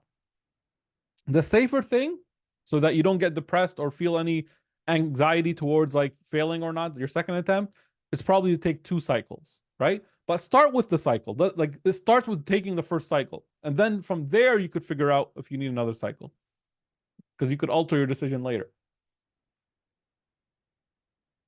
Okay. Now take a full course. Please do not wait until you fail. Okay. Your first attempt, because you'll be in the same situation as our colleague here. You do not want to. I've had people come to me in consult sometimes when I met people before and they failed the ACJ 3 times, for example. Not with me, just they failed it. They're crying now. Like they would now they're hiring lawyers, paying them thousands of dollars to try to get another attempt. You could have prevented that by paying that towards a course and just getting a course. But now when they lose the attempts, when they're in that pickle, then they're like, I'll pay anything to get another attempt. Okay. A cycle of the course means a 6 month period, like from March to the August is one cycle of our course. From September to Feb is another cycle. We have 2 cycles happening every year for the AFK course. So you take one cycle, then you could repeat the cycle. We give you a discount if you repeat, right? To support you to pass. Okay, so please don't gamble with your attempts, everyone. You don't understand the feeling of that's it, you're out. Like this isn't like a game, you know? That's it, you're out. You failed 3 times, that's it, you're done. Okay, so you don't want to be in that. Yeah, you could study 1 year, that's fine. You could start in March and then you could take it from there. Totally fine. I had students before that came to me and they decided to do that. You know, they're like, I'm going to take the first cycle. I have 3 kids. I've been out of the studying area for a long time. I'm just going to decide. They withdrew from the exam. And after they saw the way we're teaching, they're like, I want to do another cycle and just, get all that knowledge, really get a good grip on it. And they passed from that attempt, from their first attempt. Okay. So it works. Your time is valuable. I value your time more than money. No, sorry. So, okay. So the fees would be, it depends on the year because fees change every year, but it's going to be right now it's 6,000 plus tax. Let me just get it done. So you could pay 1,200 a month. Okay. For 5 months. So there are installment plans. If you pay one time, there is a discount right now for this cycle, which is 5,500. Next cycle, this could be different, guys. So please, this is just for this cycle plus tax. Okay. Now, when you do your repeat, you get 40% off the actual price. Tax, it depends on where you are. If you're in Ontario, it's 13%. If you're outside of Canada, you don't pay tax. If you're in depending on the province in Canada, if you're outside of Canada, you don't end up paying tax. Okay. So the repeat is 40% off, which could be like around 2,400 off the original price. Okay. So let's not get back into the price part. Okay. I'm going to talk here about the concept of the price and how you should look at. This is like the whole process of the NDEB. I talk about this in the NDEB orientation is an investment. It's a business move for you, right? And I'll repeat this a little bit so that you understand. Right now, wherever you are, you might be at a certain comfort level. No one is forcing you to do the NDEB process. It's a choice, right? So if you're a dentist like back home right now, yes, you could take it online from India. We will ship the books to you. That's included in the price. There's no PDF options for the books. But anyway, what I'm saying is if you're at a comfort point right here, right, you might, or maybe you're in India right now as a dentist and you're in a comfort point, you want to come to Canada and go up higher, then you will have to go through some struggles. Okay, it's a business, it's a risk move. So there is a lot of courage in it, but it's a choice, right?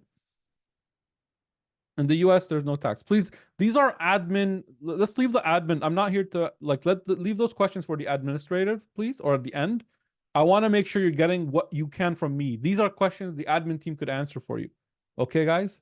because you won't get me again right now, right? So let's focus on the things you could only get from me right now, which is the things that the dentist could give you. Okay. I'm just trying to be honest so that you know you're getting the most out of the session. I could answer that at the end, no worries. Or you could call Omar right now, he's or later on after, and he could answer all those questions for you as well. Okay? But hopefully I'll get to them at the end. Now, so your time is valuable. Make the wise decision. I want to put this in perspective because again, this is something I'm telling you as a dentist to dentist. Okay? Because a lot of you may want to know like what does a dentist make? Okay? So make the wise decision. You might pay for a course now, which is 6,000 added to your journey of the NDEB process, what could be around, in general, 50K, right? I talk about the NDEB process. So that 6,000 is part of that 50,000, okay? But you have a higher chance of passing to reach your goals faster, start your dental career sooner, which is a better opportunity. Or the concept is if you try to save money now, you're saving that 6,000 from your overall journey, which is you are going to end up paying around 50,000 for the whole journey. So trying to save 10%, but having a high chance of failing and delaying your license for 6 months, which you end up losing around 60,000 or to 120,000. Why? A full-time dentist can make around 20,000 a month. Okay. So that's 1,000 a day. I know a dentist that got offered minimum guaranteed 1,000 a day. Like I'm saying, so in Ontario, you know, so the way you get paid here is by percentage. So if you bill 2,500, let's say a day, you get 40% of that, which could be 1,000. So it depends on your billing. If you bill 3,000, then you're making 1,200 that day. If you bill, sorry, 1,200, right? If you bill 2,000, then you make 800 that day, right? So it depends on how much work you do, how fast you are, all this stuff, right? But I'm trying to make you aware. Sometimes like other courses may not just come and tell you this straight up. I'm trying to be honest. We're all dentists here. This is the opportunity you're missing out on when you're delaying your license, right? So when you're thinking about that 6,000, you're thinking small, okay? Think big, right? Speed up your passing so that you could become a dentist and you could make it all up in 6 months and pay it all off. If you're taking loans or help from family or whatever, I'm just telling you the truth, you know? I took loans from family and I paid it all back in the first few months, right? So no, so that's pretty much, I mean, if you're thinking again about discounts, then you're not thinking big. You're still thinking about, oh, can I save $200? But we don't offer discounts. The only discount you get if you pay the one-time payment. Okay. I'm not going to answer any more questions. Let's leave it for the end.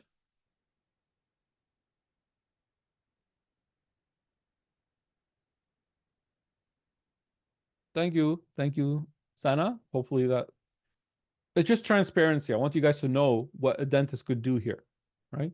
So that you're not thinking with about 100 or 200. When I got all my loans from, I got it from family members. I had it. I just started spending. That's it. You have to get loans. You have to get help, and then you just have to spend so that you pass faster. That's it. And then once you get to that point, you get licensed, you get a job. That's it. You're going to pay it off in the first 6 months. And there's also Windmill that could help with that, right? Now you might hear, well, what if you hear about this stories where it's like, oh, someone passed without a course? I mean, does that mean it's a wise decision?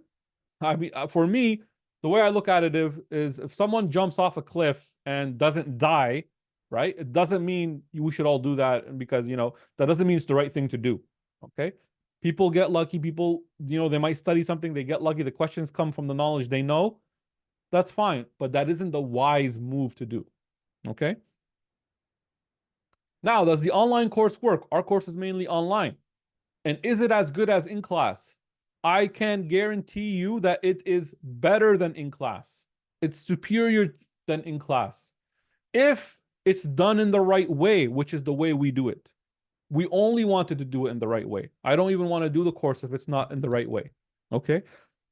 So, Our online course, why do you think our online course adds value? Do we think that it's worth like to do versus others, or versus just an in class? We stopped doing in class. We found it to be less, like, not as good. So first of all, you save commute time. Can you imagine if you have to go to a lecture every 2 or 3 times a week in Canada? If you're doing that, that's like what, like 2 hours a day of commute. So that's 6 hours probably, or 4 to 6 hours a week that you're wasting on just driving or busing. Plus, we give you now the chance to do the course from back home. If you're already working as a dentist in India or in Dubai or in any country, you could continue there where your expenses are low, because expenses in Canada are higher. You could continue there and take the course. Some people have done that. And it's a good strategy because you could get through AFK and ACJ doing that. Important content, which is I want you to know for sure that you don't miss, is pre-recorded. We have a pre-recorded lecture method. Okay, we have a 1 week. Can you link the 1 week study program as well, Omar, so that they see that? You do not miss explanations in our strategy. What does that mean? If you go to an in-class or to a live online, like an only live online, what happens there? You're going to go and let's say you just like zone out or sleep for 10 minutes, or you need a break. You miss explanations that you could never get again. So you paid for a course in a live, let's say, online or in class, but you're not getting all the content you can because you're missing it just because you get tired. With the pre-recorded formula, you could always pause, go get a coffee, come back, right? If you missed 1 week of lecture, you cannot watch it in the next week, but we have a break week where you could go back and make makeup week. We have a week where it's a makeup week, you go back. So we structure week 1, you have to watch basic science. Week 2, you have to watch pharma. But then there's a break week where you could go back and make up what you missed. We keep everything systematic. Okay. You could, now the other pros here is students can understand the content before asking questions. So you could understand the content, you're watching the lectures and the videos, and then you come to the live Q&A on Saturday where you have higher end questions. So you only go to, like, the questions you ask become of better quality. The live sessions we do on Saturdays is dedicated to a Q&A. So there's no pressure to finish on time. Students are not bothered by other students' questions because it's not taken away from the lecture time. It's very comfortable. Like, you're going to come and everybody knows this is only meant for asking questions. So you're going to get that Q&A. Yes, so the videos recorded are the lectures that I'm presenting to you. I'll show you the platform, how it is. And then the Q&A on Saturday is your doubts about the content. Even asking questions is more comfortable for shy students because you could type it, you could speak it, it's organized. There's no pressure. Do you guys know when you're in class? You probably know this, right? There's weekly quizzes, yes. So when you're in class and you're going through, like, the instructor is giving a lecture and someone raises their hand, they ask. What happens in that cycle? The instructor gets frustrated a bit because, like, now I can't finish my lecture on time. This person's taking too much time of the question. Other students start to get bothered too because they're like, well, I got to catch a bus. I need to finish the lecture on time because this person's taking too much. That's the discomfort that happens in class, right? However, with this formula, you come to the session and you could ask, it's only for questions. So no one's bothered. They know it's a Q&A session. It's only about asking questions. And no, the Q&As are not recorded. You have to attend them because they're personal Q&A for each person. This is not me lecturing you. There's nothing me to give you in the Q&A. It's you asking me. So I don't want people to feel like, oh, I don't want to be recorded. I want them to come with their questions without any hesitation. I want them to feel comfortable. So that's not fair necessarily to record someone else's Q&A, like a student. And a lot of times their things are not valuable. If need be, if there's something important, I do a WhatsApp group message in audio and I give you a summary in 2 minutes of what was essential that you need in that Q&A. Okay. So even we have the social factor figured out. This last batch was pretty amazing with that. We have a Discord channel. They go, they text the WhatsApp group. They're all helping each other. It was very social and cool. And we do have weekly quizzes as well.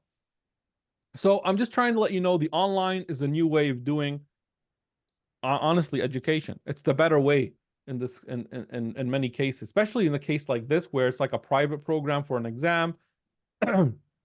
Of course, when we get to the NDEC, you have to come to class, but in AFK and ACA, you could do it like this. So Scholars Dental Online versus an in-class or a live online. Some onlines are live only, and that's a disaster. So I don't even do live only because it's just a little bit messy. Especially just the same as in class, you're just saving the commute. But the way we have it is a very unique formula. It's better. You could rewind, you could repeat, you could go at your own pace during the week. You know, you're not forced to take 7 hours in one day. You could spread it out on a few days. You could pause, go get a coffee, come back. You're not missing anything. If you misheard something, you could rewind. You don't have to say, oh, can you repeat that, doctor? Because I missed it. You know, you just rewind. There's no discomfort.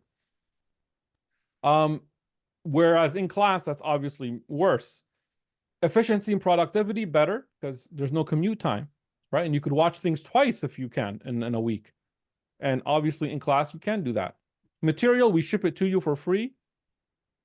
I mean, maybe in class or live on it could be the same.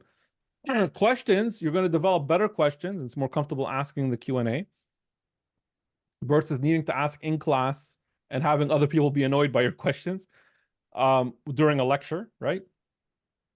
Our platforms create the social environment, which is, you know, not really necessary anyway to pass, but just for fun.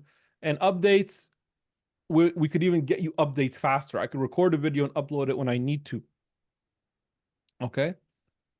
Whereas when you're in a live only or in class structure, updates are fast. They have to, like, let's say they have to update you about something. They either have to like book a time wherever, and you might not even be able to make that time.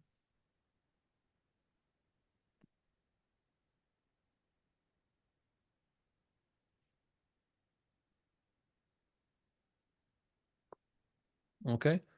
Daily targets. Yes, you have a weekly goal. So we have something called the study guide that I'll show you. Okay. And this is how fast our course has been upgrading. Like when we started our major online in 2020, when COVID happened, we shifted fast. Like look at all the features we added. The high quality new recorded videos. Whoa. Right. And then we have the all release questions have been recorded and explained. All of them. You don't have that in any other course. Other courses may not even have the answers to all the questions. We don't only have the answers, we have the explanations recorded. We have a video chapter system, fast updates, audio review, which is like a podcast pharma review. So there's a lot of features you can look at here. I'm not going to online quizzes before and after the videos. I'll just show you the platform itself. We have payment plans, free shipping, and a study guide and accountability motivation. Even our 2023 courses, now they're mobile and tablet friendly. So that's good. You have the interactive and the video is interactive. So you have pop-ups in the video. We have English subtitles. We have chapters. So like each video could be chaptered sometimes. We have in the mocks, now we have the videos playing after the question. We have access to the online books on the platform. And the guide and schedule is all built into the platform. Okay. So now we get to the part how to study. So you must identify your weak points, right? So read, give time to forget, and read again. When you're studying your first time, this is how I want this to, you guys, people registered in the course, focus on this. Reading something 5 times over 5 months is better than reading it 5 times over 5 minutes. Not sure if you're gonna get that part, but like sometimes you might be reading something trying to go, okay, I'm gonna read it until I memorize it. But sometimes you want to read it, just take space away from that and then come back to it maybe later. That's going to be more retainable. Always know that you'll never remember 100% of what you read the first time, no matter how much time you spend on it, because you know you have to sleep to actually build that memory. So try to go through 15 pages quickly, then read them over again is better than reading one page over and over again.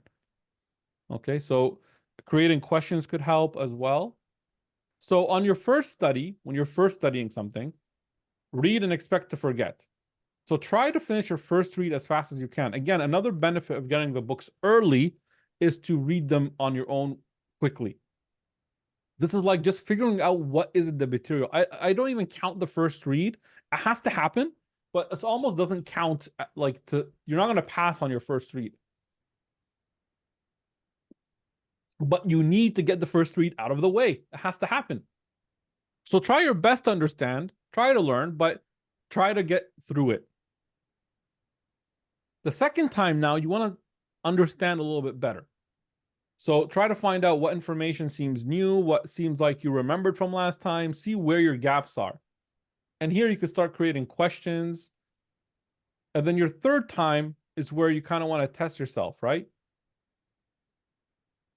So try to create, use the question you created last time and peek at the card to see if you can remember any information. So in the third read, you want to try to figure out what you know and what you don't know. Okay? Yes, I answered that, yes. Okay? So you must figure out information you keep forgetting. This is different for each person. Cross out the sections that are easy and pointless and keep the sections that you forget. This will make your final reading more efficient. So let me give you what this all means. I'm going to give it to you because I kind of structured it well for, okay, so let me give you an example, but it's easier to mention in release questions. So let's say you have question 1 and you're released from basic science. Let's just assume. Okay. You try to answer it on your own. Please, students, in the next cycle, focus on this because I want you to follow this from the beginning if you can. Okay. So you try to answer the question on your own. Let's say you answered it the first time correctly. Okay, so you put a check mark maybe somewhere saying that, okay, I answered it correctly. Let's put question 2 as another example. Okay, A, B, C, D. Let's put question 3 as an example. A, B, C, D. Okay, let's just say that. Now, you go to question 2 and you answered it incorrectly. So you put a little X on the side. But then you go to question 3. Let's say you answered it. Let's just assume you answered it incorrectly. Let's put question 4. Okay. And you answered it correctly. Okay. Now, on your second read, you're going to go through these questions, try and answer them again, right? So the question 1, you answered it. You're like, hey, I got it correct again. Okay. Question 2, you got it correct. Question 3, you got it wrong again, right? Question 4, let's assume you got it wrong. So what does this mean? Okay, it means question 1, it seems like I just know how to answer that question. Why am I still working on it? So I got it correct twice in a row without studying it, which means if it appears in the exam, I'm going to get it right, most likely. Now, if you don't feel comfortable with that question, yeah, you could leave it. But at this point, I might cross it out and say, okay, I don't need to study this question anymore. Question 2, I got it wrong once and I got it check marked the second time I went through the content. What does that mean? That means I learned this question. Okay, good. So you're learning from it. Maybe I'll keep it. I'll keep it for one more time. I want to make sure I know it next time so that if I answer it, I want to get it twice or 3 times correct. Maybe, I don't know. I'll see. But I'm going to keep it. Question 3. Oh my God. So maybe I wouldn't circle this one. I'll just keep it. But question 3, I got it wrong twice. So even last time, I didn't learn from it. Okay, so I'm going to circle. This is an annoying question for me. Question 4, what does this mean? You get it right and then wrong. Well, there's 2 options here. Either you just read it really fast,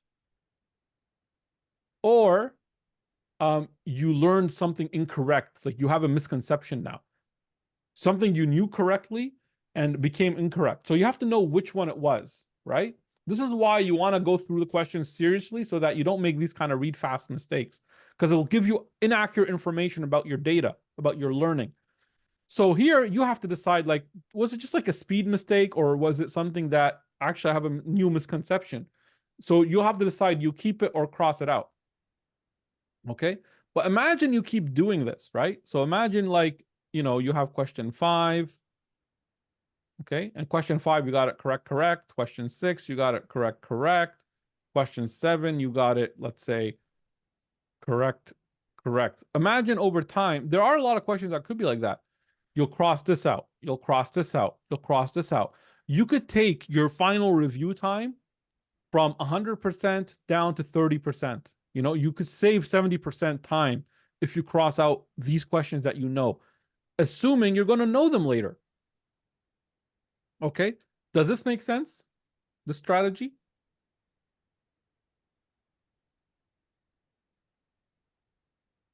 Why would this be uncomfortable for anybody? Some people don't like crossing things out. Simply as that. They feel uncomfortable with it. You have to get through that. You see what I mean? You have to. And the other flaw is people want to keep the easy questions because it makes them feel good. And I tell people, look, you're not here trying to feel good, all right? You got to pass the exam, so you have to challenge yourself. Get rid of these easy ones. And it's okay if you're during your review, you're going through all the annoying ones and you're feeling a little bit annoyed by it, but it's good. That means you're learning, right? You're improving. You don't want to sit down, spend time on ones that are easy to make yourself feel good, mislead yourself into thinking you're ready, whereas the tough questions you're getting wrong still, and you're like, oh, look, I know most of it. Okay, get rid of the ones you most, focus on the ones you don't know that you're screwing up, so that when you go to the exam, you actually know everything almost, right? Now, translate this to also the reading material. That's where it gets a little bit more challenging because it's a little bit hard to represent. So imagine now you have the same concept, right? Okay. Is it okay if I erase this?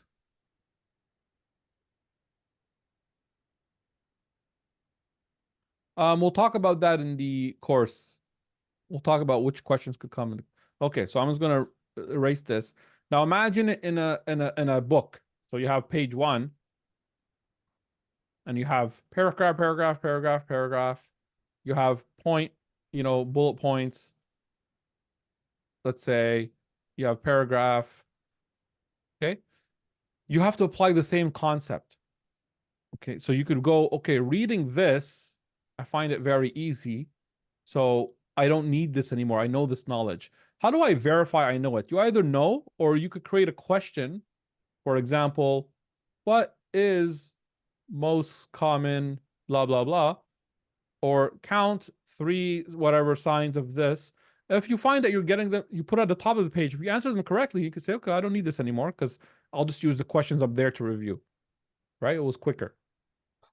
The other way of doing it is now relating the questions to the paragraphs. So you have books. This is the interesting method of being efficient, and questions. So it could be that, okay, question 4, for example, summarizes these points. So you could go like, okay, I'm going to keep question 4 and I'm going to cross out the points. Or vice versa. When I read, which may be even better, you could say, okay, when I read these points, I always answer question 4 correctly because it's the same. Let's say these points are like signs of malignancy.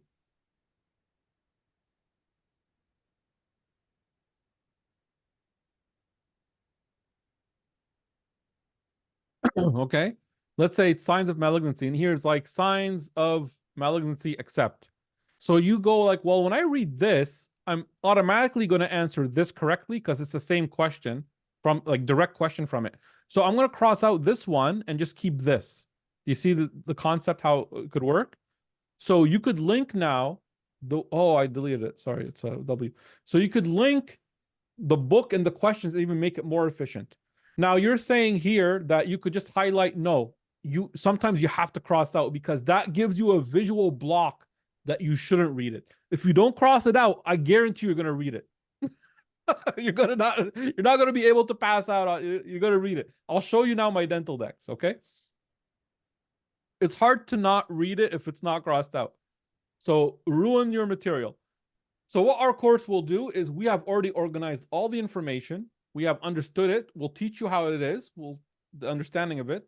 We'll give you the organized material. We have researched all the questions, and we'll help you pass the AFK faster. And also we have secret questions that we'll give you at the end of the course. So, which is important too. So you see how I crossed out here? Look at all this crossing out. A primordial cyst arises from cystic changes developing tooth bud before the formation of enamel matrix. Now, I got that. Now here, afterwards, it became nothing really important.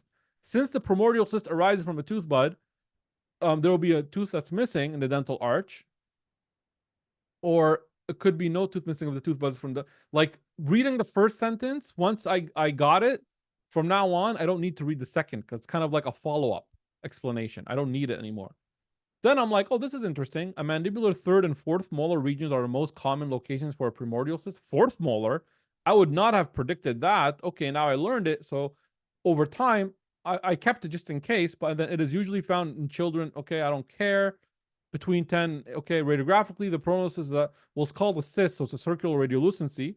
Do I really need to know that? I might cross that out. Found at the site where the tooth failed to develop. Well, obviously, that's what we're talking about. Like, you see what I mean? So I'm crossing out all this stuff that just doesn't matter anymore. And then even this stuff I know now. So I start crossing that out. And then I double highlight every time. This is what you're saying by highlighting the important part. But what I'm saying is, you want to cross out the easy parts too. So try to do both. So you can see here, I could cross out these and I highlight these, right? For example. Okay. So this is why when you ask at the end, what is the most important to review? It's the things you didn't cross out. Okay. It does trigger OCD. I get you. But it's a bold move. It's very a good strategic move. It's saying, I am confident about this, right? So there's courage in it, but there's a lot of efficiency you're gonna be good at the exam with this. The other strategy I did, and you could apply this to our books, is I created questions like this, or gaps. Most common odontogenic tumor. And I would put my hand here to block this, right? And then I would answer. If I answer all of these correct, I kind of already know the back of the card, you know? So you could create questions on the top of the books that we give you on each page if you need. Another thing, so even the check mark means like, I don't need that. Another thing I do is sometimes I transfer information. So if I see like, okay, I'm going to take this information from another card and put it on this card, that way I don't have to read the other card. So I reduce the thickness of my content, which is psychologically empowering. Like I feel good. Okay, I got less to do, right? I used to name the card. Now you don't need to do this because we've organized the books. So it's very organized, but I used to, in the dental deck's not organized. So I had to go, okay, this is Dentagyricist card because there will be multiple cards are Dentagyricist. So I piled them up together. Okay. So as I said, you're going to do that with the questions, cross out questions you keep answering correctly. Reading a question and its options is time consuming. So if you know one that you get right, you don't want to waste time reading it. Okay. All right. How to use the course. We'll guide you on how to study. We'll create a study guide. We will teach you what is required for the AFK. We believe we are teaching you better than what your dental school did. You'll see. Okay. We are helping you understand the things that you wished you learned in your dental school. So our teaching style will accomplish two things: passing the AFK and learning dentistry at a higher level that will get you prepared for the Canadian environment as well. Okay. A motivation factor here. Okay. Reset your mind, especially our students that are in the course. Reset why you're doing this. You are doing this because you have to. We all know that. You have to do this. I'm sure if they offered you a free license without doing this, you would take it, right? And you'd be like, okay, good, I have to study. Would anyone do this voluntarily? Anyone here would go through the AFK voluntarily if they said you could get a license without AFK? Exactly. You have to do this, right? We know that in the back of your mind, you have to. However, try to switch it from you have to, because it's going to make you enjoy it better. I know that. Try to switch it from I have to do this. They're forcing me to do it. Try to switch it to I will never get another chance or opportunity to do this. Why am I to learn things you'll learn here? You have an opportunity now because you're forced to do it, so you have an excuse. You could tell your family, I have to do this. You could tell people, look, I have to do this. It's for the future. We have to. They're forcing me to do it. But in your mind, you're to think of it like, well, since I have to, it's a good thing. This is the only time where, don't you want to actually know pharma? Like there is a path. I have it for you. Don't you want to go to a dental clinic here in Canada? If a patient comes and gives you a list and you call a doctor and say, hey, they're taking this medication, they tell you it's a cholinergic drug, and then you go like, I don't know what that means. Like, that's not a good look on you. Here, they expect you to know these things, by the way, you got to know these things. So, I mean, you might know them. I'm not saying you don't, but I'm just saying if you don't, I know back home, they didn't teach us pharma. Like each university is different. They might have not taught us pharma well. I remember they taught us patho well, but for example, maybe not pharma, maybe not endo very well, diagnosis wise. You know, here you're gonna this is the opportunity to learn these things. The information in this course is actually really important for being a dentist. Patients and doctors expect the practicing dentist to know these things. You're going to understand how to diagnose, how to eventually you're going to learn ACJ, the caries on X-ray, when to treat, when to see them. We see a lot of people that don't know these things, and you can't go into practice without it. Like it's going to harm you in the clinic, because once the owners or whoever see that you don't know these things, they're going to be like, what's going on here? You don't know, like, the standards are higher. So this is the chance to actually learn it. It's the only time that you're going to do it. You'll never touch pharma again. I know this for sure. Okay, good. Yeah, I took Syria too. So, they didn't teach us like the pharma was like notes, right? You just wanted to pass. It's not like you're going to enjoy it. And this is the only time, I promise you, in your life, if you do it right here, it's going to be a long-term investment. A long-term investment. For in ACJ, the pharma I give you, the patho I give you, the dental materials, even the endos, the diagnosing, you don't want to do a root canal if you don't need one. How do you diagnose properly? I'm going to teach you down to the C fibers why things happen. So learning these things will help you in ACJ later. It's going to make ACJ easier. It's going to make your practice easier. You know what you're doing in clinic. Everything, like it's a long-term investment. You're going to have that foundation of pharma where you feel like you're a doctor, not just, a dental guy. You're a doctor. You have to know that. Okay. So keep that in mind. Hopefully it puts the perspective that you're not doing this because you have to. Try to want to. Okay. So we're here to give you the knowledge that we've experienced that is important from our experience. We want to teach you the green. Remember the green circle, and help you understand it. I'll give you some of the red areas that I think maybe are important, but if you have details about something, please keep it to yourself, because it might confuse others, right? If you're bringing in like specialty information, try not to confuse other people with it. Just receive the information. We don't want you to input information into the classroom so that we have people from different backgrounds, and it's just going to confuse people. If you're an ortho, you don't have to bring in your specialty information right now, unless you could contact us privately saying, hey, this question may need this, and we'll decide if it's important to deliver to the class. Okay. There'll always be new concepts. Like we'll always come across new things. Knowledge is wide. So it's impossible. It's also impossible to get to all of your questions about dentistry. So we're not here to like make you feel good also about dentistry in general, right? We're here to give you what you need. We know what you need, and we're going to give it to you. You might want something else. You're like, hey, I don't understand surgery from A to Z. Okay, I'm not here to give you surgery from A to Z. I'm here to give you what you need as a general dentist to be a good one and to pass the exam. And then you could do surgery courses later, right? Okay. I'll guide you on that too, because I've done them. So, okay. So I talked about sharing specific knowledge. Don't need to do that again. Classroom time, well, this doesn't apply. So any feedback you have, of course, you could share it with us privately and we could address it if needed.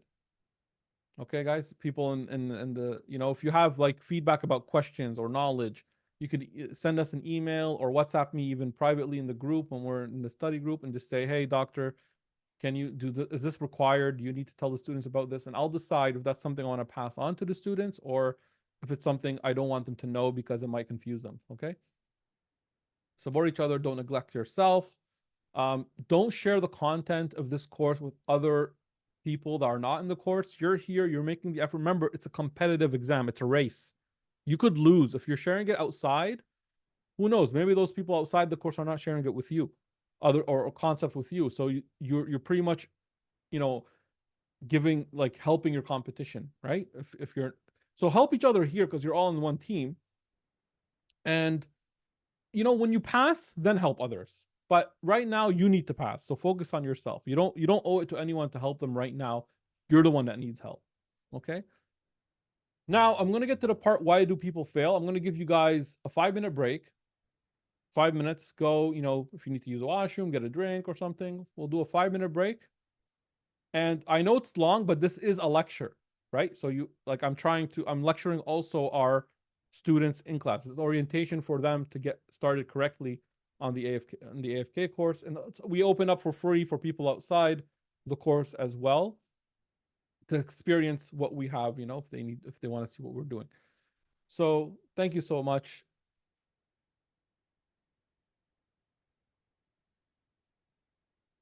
So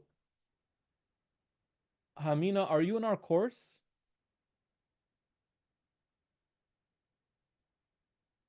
Hannah, are you in our course?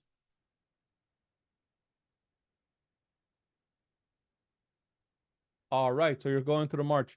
So you guys could start like that if you want, but we have our own, like we're going to create a WhatsApp group for you guys. So you don't need to do that. Okay?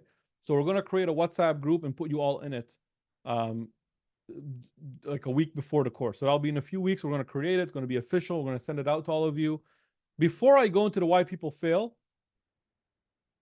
I'm gonna give you guys a 5-minute break. I'm gonna show you the platform. Okay, so take 5 minutes. Okay, so we'll be back at 1:05. Okay, 1:05. Wow, I probably went a little bit longer this time. There's a lot of weird things I talked about in the beginning. Okay, 1:05. We'll be back. It's 12, right? It's almost 1. Okay, so take a 5-minute break, everybody, and we'll be back in. Yeah. I would say like every once in a while, try to listen to some parts of this to remind yourself of the coaching parts. A lot of times students they forget these things. Like when you're in it, you have to go back and be mindful and remember like, oh, yeah, I remember what Dr. Hafez said, don't get stuck on that 5%. Don't do this, right? Like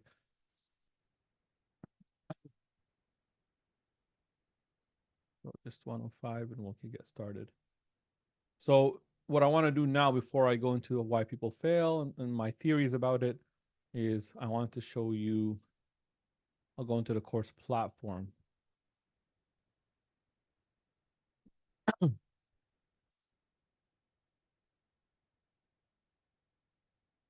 Yeah, let's give it some time until people come back in.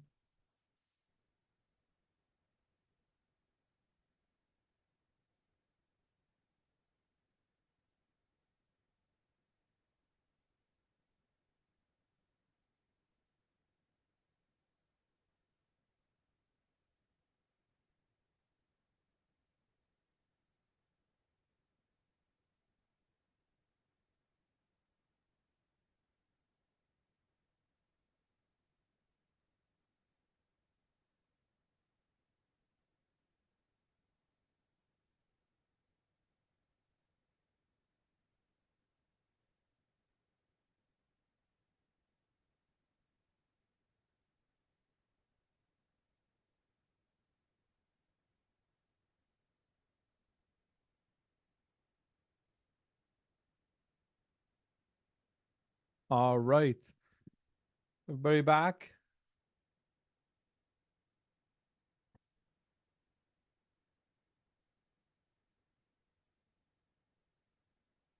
Okay. So it's 1:05. Let's show you guys the platform. So once we get closer to the course start date, you'll receive an email with a login and password, like to create your password and login. You'll receive access to the WhatsApp group. And also you'll get access to our course platform. So the course platform looks like this. It also works on mobile. So that's cool. You could use it on your phone. Okay.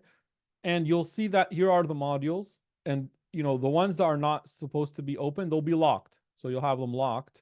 But each week you have this introduction tutorials. So for example, you get this welcome message, general guide on how to use the course videos and quizzes. And here's our schedule. This is the one for last cycle. So we'll show you the one for next cycle, but this is the one. I'm just showing you an example, right? Because we haven't published the one for next cycle yet until the course start date. So you could see you have, but it's the same system.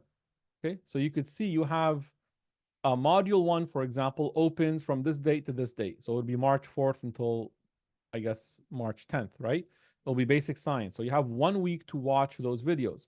Then the live session will be on the Saturday of that week.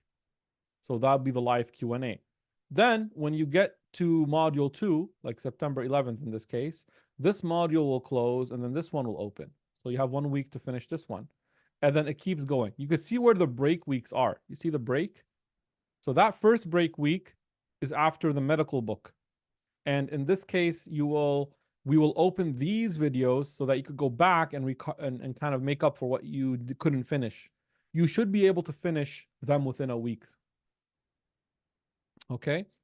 Then we start with the dental book, which is dental materials, restorative, prosto, and then break. And then in the break week, you have the same thing. We open the previous section here so that you see what you missed. And then endo, then the next one is these 4, like the surgical book. We do have ortho here, which is part of the green book, but we have a reason why we do that. Now, the other cool thing is when you're at module 7, oh yeah, I forgot to tell you about this. Good feature too. But when you're at module 7, okay, let me erase. Because some of you are worried, like, what if I missed something? But we want to make sure you're accountable and that you're going on the right path, right? But during module 7, we have something called the catch-up program. So in the catch-up program, we will reopen previous modules in this order. So during module 7, while dental materials is open, we open also module 1, basic science. This is really, why do we do this? For people that register late. It's not for you to go, it's not for you to review. So don't be obligated to review. But if you miss something, you go back to it. It's more for people that register late and then they feel like they missed 3 complete modules. So we tell them you could make it up here, right? But you'll have to do extra work by completing 2 modules in 1 week. So during module 8, module 2 will open. During module 9, module 3 will open, right? And therefore, and then at the end, when we get to the mocks, okay? When we get to the mocks, let me clear it out here. During the mocks, we will open all the modules. So at the last mock month, we will open all the modules. So if there's anything you need to go back to, you could visit as well. And people that want to come back to the course, they could do this final month mock review and update package. That's only for our alumni students. Okay, so that's a schedule. Here's a study guide that tells you what to do every week. So there's one that's online like this, and there's a downloadable version in PDF like this. So module 1, before lecture, before you watch watching the videos, for example, do your pre-lecture quiz. So you have a 1 hour on day before the module, maybe, or maybe when the module's done, starts, you do your pre-lecture quiz. Then you should watch videos. We call them day 1 and day 2 videos. So day 1 videos are worth 1 day. So they should take you 1 day of watching. However, if you're working and you are part-time or working or you're busy, you're doing part-time study, you could allow these videos to take 2 days. But you shouldn't let them take more than 2 days. So day 1 means these videos could be completed in 1 day. They're around 7 to 8 hours total. So basic science video 1, questions 1 to 84, watch basic science 1 questions, for example, okay? Then like yeah, like that's pretty much, I think that's clear, right? So these should take you 1 day. Okay. But you could allow them to take you 2 days. Then you have video instructions day 2. Should take you 1 day, could take you 1 day, or maximum 2 days. So maximum, you should be done this stuff on Thursday.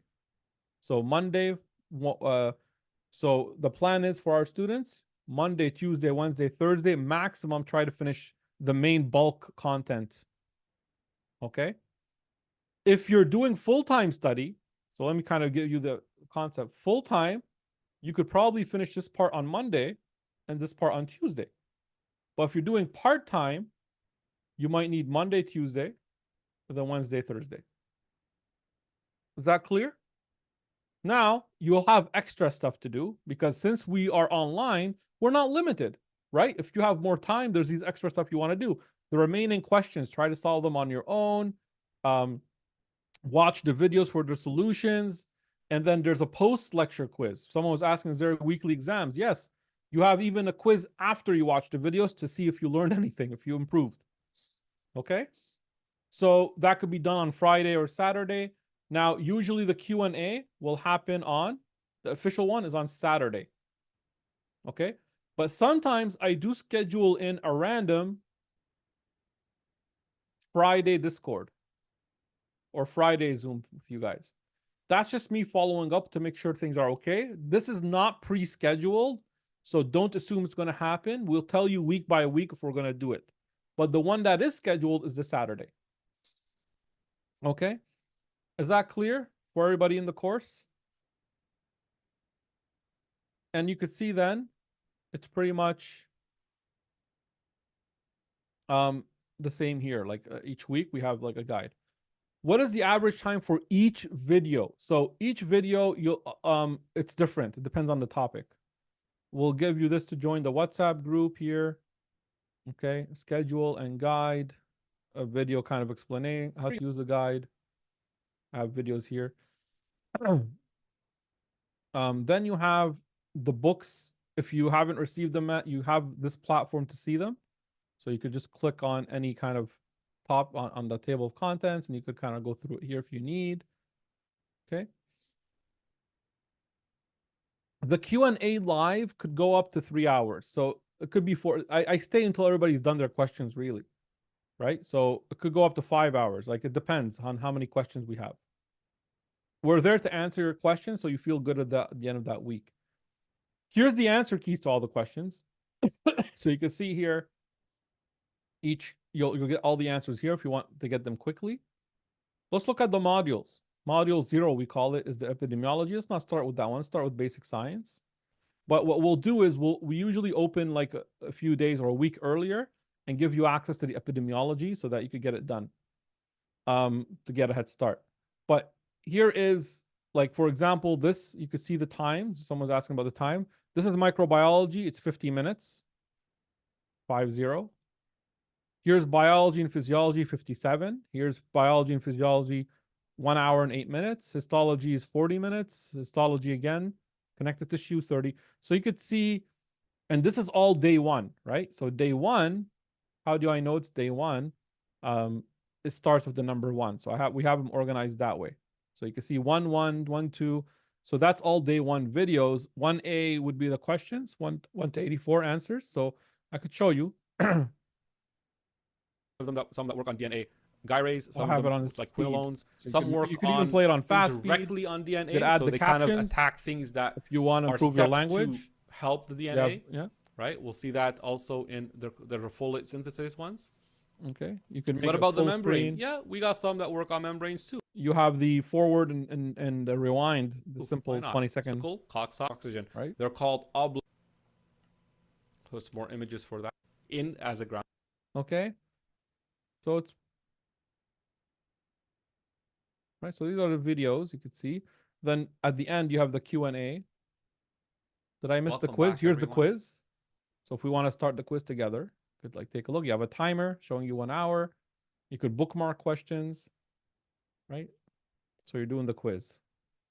This is the pre-lecture quiz. So before each one, we have an introduction and study guide to the module showing you what it's going to look like what you got. This is the one that I would rather use right in front. See, study guide. So showing you that here's introduction and here's the plan, the study guide that you want to do. So you could always refer back to this, right? Then you have the quiz, the pre-lecture quiz, basic science. Here's an update, like an introduction to it. And then you have the videos. Start from 1-1. Okay. Then when you do the then here you have the release question solutions, everyone. Right? Look at this. In this video, we are going here you do have chaptered areas, so you could go from 1 to 20, 21 to 40 if you want to check that. But because there's a question probably coming about that. I mean, it's pretty comprehensive. It's everything I would have wanted. Tissue fibers are the most in the gums. Again, someone just explaining all the questions. If I ask you which collagen, you're going to say type 1 collagen. And I could see it on my own time during the week. So as you see here, it's kind of, and we already is that get to the okay, good quality videos, audio, good quality, everything is clear. Okay, if you remove the mouse, it'll like you'll lose that. Well, there you go. And the answer in this one, a lot of people get this wrong, and that bar will go away once. There you go. The base of the alveolar bone, and the answer here is that it merges with the keratinized gingiva at the mucogingival junction. Okay, so let me bring back the platform here. So when we okay, then here's day 2, endocrine, cranial nerves. This is basic science, still module. There is a lot in here, see? And then occlusion is in day 2, basic science. Okay. And then at the end, when you finish day 2, that's where you have all the other release questions. So you can see, we call it 4. Hi, everybody. The 120, it's like 50-50. We go through it. Basic science questions. They have the core and the surface, so they would build the anti. Then when you're done with all of the stuff, sometimes there are some corrections that I'll tell you, like some changes we made. It's so awesome because I could just implement it in the platform, so you won't miss anything. Then you have the post-lecture quiz at the end. So post-lecture quiz to see if you improved. You have the answer key again repeated here. The live session guide to tell you like what could be happening if we're doing something on Friday or Saturday. And we'll let you know in the WhatsApp if there's anything as well. And the links to the live session. So for example, last cycle, here's the link to join me. Here's the link with Dr. Hajar to join her, like for example, right? And therefore, and then you have, when the second week starts, then you have the same thing, but just another one, right? So here's now pharma, right? The intro. The first thing is general principles. And here you have it. Only the free form chaptered, of, right? You have here CVS. All right. So you can see the chapters as well. Welcome everyone to day 2 pharmacology. So jump to in this. CVS, so let's start with our first one called guys. So what we did so far. Okay. And same thing. And then eventually you'll see like the audio review as well, which is also YouTube videos that are hidden, but it's just repeating the audio. Okay.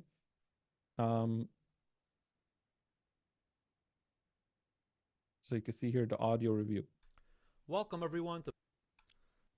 Let me go to the fast answers. Hi.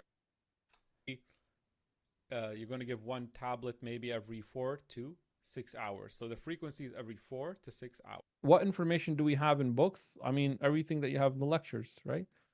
So here's the books. So it's organized this way. Everything you have in the lectures, it goes in the order of the lectures. You see? Medical book. If we go up all the way. Pharmacology, cholinergic, adrenergic. So you have books. This one is 377 pages. Okay. On Sundays, it will be mostly off for us, but for you, you should study maybe. But there's a chance that we could book something on Sunday if needed. So we ask students usually to try to keep Friday, Saturday, Sunday off in case we need a live session. But right now, like that's mainly in the last month during the mocks where we're going to need the Saturday, Sunday. But during the course, usually it's Saturday, and then Sunday you get to rest. It's a very effective method. Like you could do it on Sunday, you get to plan your own day if you want to study, that you get that flexibility. It works. Don't think more is better in terms of live. That's not relevant, right? If we found a system where we could save you time and get you productivity, isn't that a genius thing? So we could get you the knowledge you need and answer your questions in one live session by doing our unique system of videos and Q&A on Saturday. And also, when I do any other Q&As on Fridays later on, I take questions from previous subjects as well. Okay. So you're going to become you're going to become a very knowledgeable, powerhouse. So, okay. And you could also add notes to each video if you want to like say something, someone else wants to answer it. Anything you think I missed here, Omar, in terms of schedule and guide, and I showed the videos. I think we're good, right? Okay. All right. So let's go back to the lecture. Do you have any questions about the platform before I leave it and go to back to the slides? ADAT has a similar software, yes, with some of the it's a 6-week mainly live 3 mock exams, and we'll talk about it next week. But the ones in ADAT are mainly the basic science videos, okay? Some of the basic science and epidemiology. But ADAT is a 6-week course. So for you to get the right understanding of that course and how it makes sense, you have to trust that I'm not going to do something that doesn't make sense, right? I do things that make sense. So for you to get it, come to the ADAT orientation, so I don't put time into it here, okay? No, once the course is done, you do not have access to the videos. It's like a university. So you're here during the semester. Once it's done, it's done. Okay, then you could come back if you want for the repeat or okay. Imagine it like do you have access to the class after you do an in-class course? No, right? But at least here you have the effectiveness, the efficiency, and the productivity, and the you're getting a lot better than an in-class course. So you could compare it to that in a way where you're not going to get the same access, right? Once we add you, you can't access it right now. Okay, you have to register, then we'll add you. Are you registered? Okay. So anyway, let's get back to the slides so that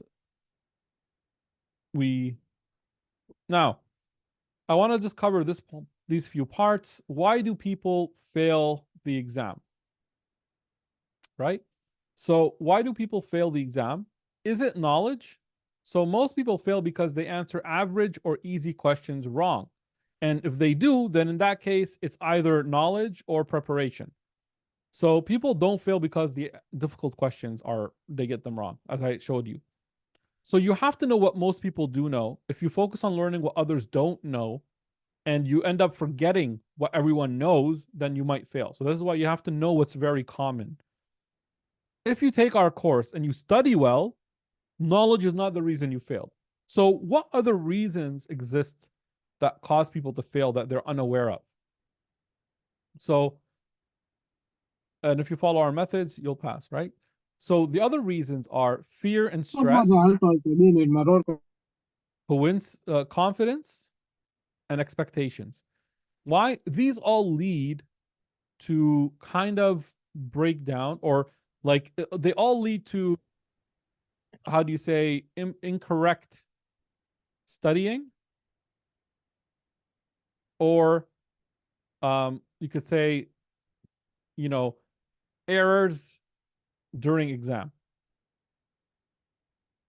Like when you have these, even if you have the knowledge, you could mess up. Does that make sense? So fear and stress, you need the right amount of fear to keep you studying. So fear allows you to study because you're afraid, but too much of it could stress you out and block your clarity and judgment. So how do you manage your fear? We're all dentists. We are scholars. The way I tell my students to go to the exam today is I'll tell you, we want to enjoy the learning concepts at our dental schools. I told you about this, that this is the opportunity to do that. Change your mindset, learn in order to become the next generation of qualified dentists. You'll become more enjoying it. And also remember to relax during your studying period. Okay, so try to look outside of dentistry, like for breaks, you know, and just appreciate that if you're coming to Canada and you're here, that's still a good step, right? So you want to manage your fear and stress by taking these breaks or relaxing or finding ways to step out of your AFK process a bit to get a breather, and to try to enjoy the process itself. Okay. The fear of suffering is worse than the suffering itself. I just find that a quote that kind of helps me sometimes.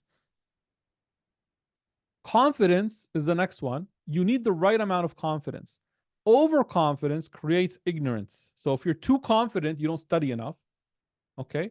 And usually that's not the problem we have. The problem we have is lack of confidence, where we start to do unnecessary reading and repeating, which wastes time. This is the thing I was pointing to before, which I said, why study something you already know? Stop, keep reading the same thing.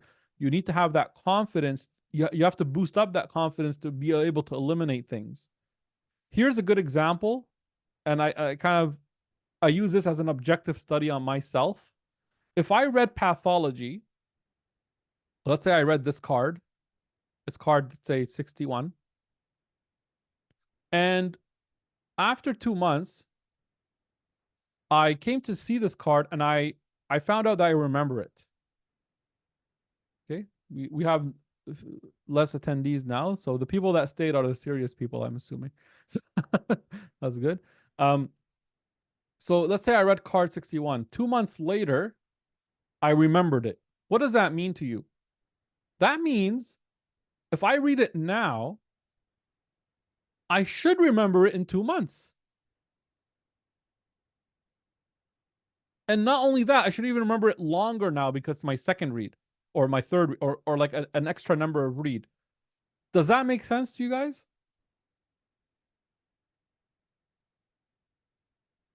Is that understandable? Yeah. So you try it on yourself. This is why I go, okay, if I read it and I know it now, I got it right, and it's 2 months later, and the exam date is here, I don't need to read this for the exam anymore because I should remember it until next time.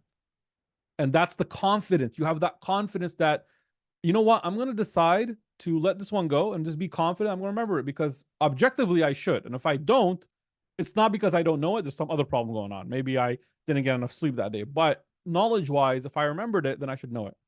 Okay? And the thing that will solve you not knowing it at this point is fixing your stress. Because sometimes that's the thing that makes you not remember it. So the things you remember, have confidence that you will remember them again. The things you forget, okay, have confidence that you will remember a portion of them at least, because you're going to read them and study them. Don't assume that you're going to remember everything, because you're going to try, like, you know, that's too overconfident. You don't want to be disappointed. Just know that there are things you're going to forget, so you need to do multiple studies. So during the exam, while you're in the exam, as I told my students, always be confident. Okay. And the tip I give them is when you're inside the exam, imagine there's nothing new to learn. You know everything. And imagine that the NDEB lost, all the dental books got destroyed, or all dental knowledge got destroyed, and the NDEB actually needs now these answers from you, from your brain, because you have it in your brain. So you're just coming to give them your opinion so that they could rewrite the knowledge. Okay? You're the scholar. They need your help. Give them your opinion. Go into the exam like that, and you won't feel like you're being tested and stressed out. We'll give you strategies as well on how to answer mocks. So that's the scenario I just gave you. Okay? And then the third one is expectation. Some people have high like expectations of what they do on the exam. It's good to have high hopes. Like, I want to aim for 100%. I know if I aim for 100%, I might get 90, I might get 80 because of foreseen events. But don't go in thinking that you're just going to see a breeze of an exam, like 100% of questions, I'm going to answer them correctly 100% of the time. I'm super sure of that. If you go that way, you're going to have a shock in the exam. Okay? And we prepare you for the shock. We prepare you in the mocks. We try to give you the exact same feeling that you'll have in the exam so that you know how to manage that feeling. That's the point of the mocks. And the feeling is, if you see a new question in the exam, what do you do about it? Do you freak out or panic, or do you manage it? Well, you manage it. You say, okay, this is something I never heard of. Is it going to break me? So it could break you and cause you to mess up other questions. So how to manage that? Walk into the exam, first of all, expecting to be confused about around 50 questions. That's normal. I got 91 and I had 50 questions circled, 50 to 60. Your other AFK instructor, Dr. Hajar, she got 90. She had also around 50 to 60 questions circled. Okay? Expect to be confused about 50 to 60 questions. That's fine. Don't expect not to be confused at all. What kind of exam is that? They're not trying just to give you a piece of cake so you just solve it and go. They're going to bring some questions that you're not going to hear of on purpose. So they don't want people to get, everybody to pass. They have to filter, right? And also they don't want people to get 100%. So now when you see a difficult question, just smile and think, okay, I'm sure everybody else feels the same way, and continue. Everybody else feels it. It's a bullet that you want to dodge. Okay? It's a difficult question. Don't let it mess you up. Move on. It's there to mess you up. Just don't let it mess you up. Move on. Everybody else might get it wrong and it might not even affect you. And always try to be confident that you have the knowledge to solve it. So in the exam, be prepared to be disappointed. You could still pass even if you don't like it. Okay? So if you're that way, then you're going to be more calm and you could think better. So you want to manage your stress and anxiety to help with these things. Get good sleep, nutrition and diet help with your energy, exercise and movement, and mindfulness. You could look at these 4 things, and these are the majority of your life. So if you could fix these things, you're going to be you're kind of fixed most of yourself. Okay. Manage yourself. We can only help you to pass. We can't force you to pass. So we're going to be part of your success story, and we're happy to be part of it. Here are the 4 books you'll get. The covers are changed. They look a lot cooler now, but you'll get the 4 main books for the foundations of dentistry. And here's our curriculum. So basic science. Learn it and relate it to dentistry is my goal. And you're going to become a scientist because you are. Remember, undergrads here already know all this stuff. So that's even before they enter dentistry. This is going to help you a lot with pharma and patho. So you're a scientist before a doctor, remember. Then you're going to learn the medical stuff, pharma, patient management, oral medicine, pathology, anesthesia. This is going to help you become the doctor. Remember, you are a doctor before being a dentist. So the way I like to say it is, it's not like you're a dentist as a low thing, then you're a doctor. It's the opposite. You're a doctor and you're a dentist as a specialist in the oral cavity, right? So be proud of that. You're already a doctor, but you're also a specialist in the oral and maxillofacial region. And then you get to the dental specialty stuff, the engineering, dental materials, prosto, resto, and ortho. And then the surgical stuff, endo, perio, implants, oral surgery, radiology, so that you are the doctor of dental surgery. Okay, so that's pretty much it. These are just etiquettes and stuff. I'm not gonna. So if we could send the AFK Study Week video, our Udemy course, we'll send it out, but we just have to make sure we're kind of having some glitches with the Udemy course.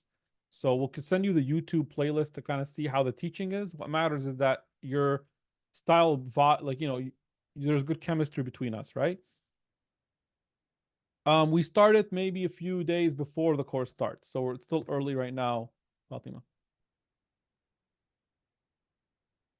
showed, I already showed you guys surveys, so that's pretty much it. Let's go to Q&A. Let me send you guys the YouTube video just to see how the teaching style is for the people that are not in the course, just to see if they enjoy it. And that would be under YouTube. Now we are in the Q&A finally. Give me just a sec to give you this video.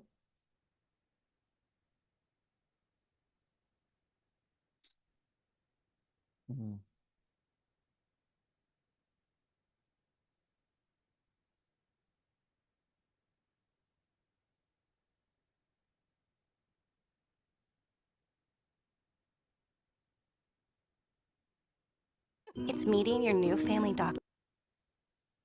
Okay, so I'm just gonna send this out to you guys here.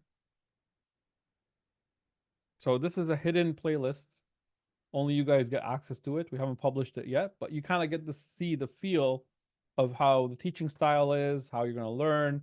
And if that's something, I believe that you get to, it's good to try it before you sign up. So, you know, it's important that we have the same energy, like you like how I teach. There's no point for you to come here if you don't like how I teach. I don't want you to be here if you don't like learning from me.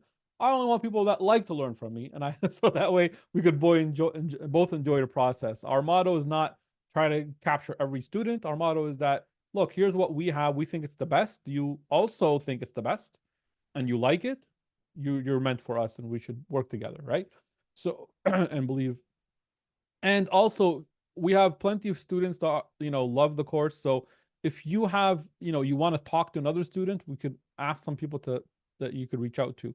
Just contact the admin team for that. I'm going to stop the recording for now. Thank you, everybody. And we'll go to the Q&A after.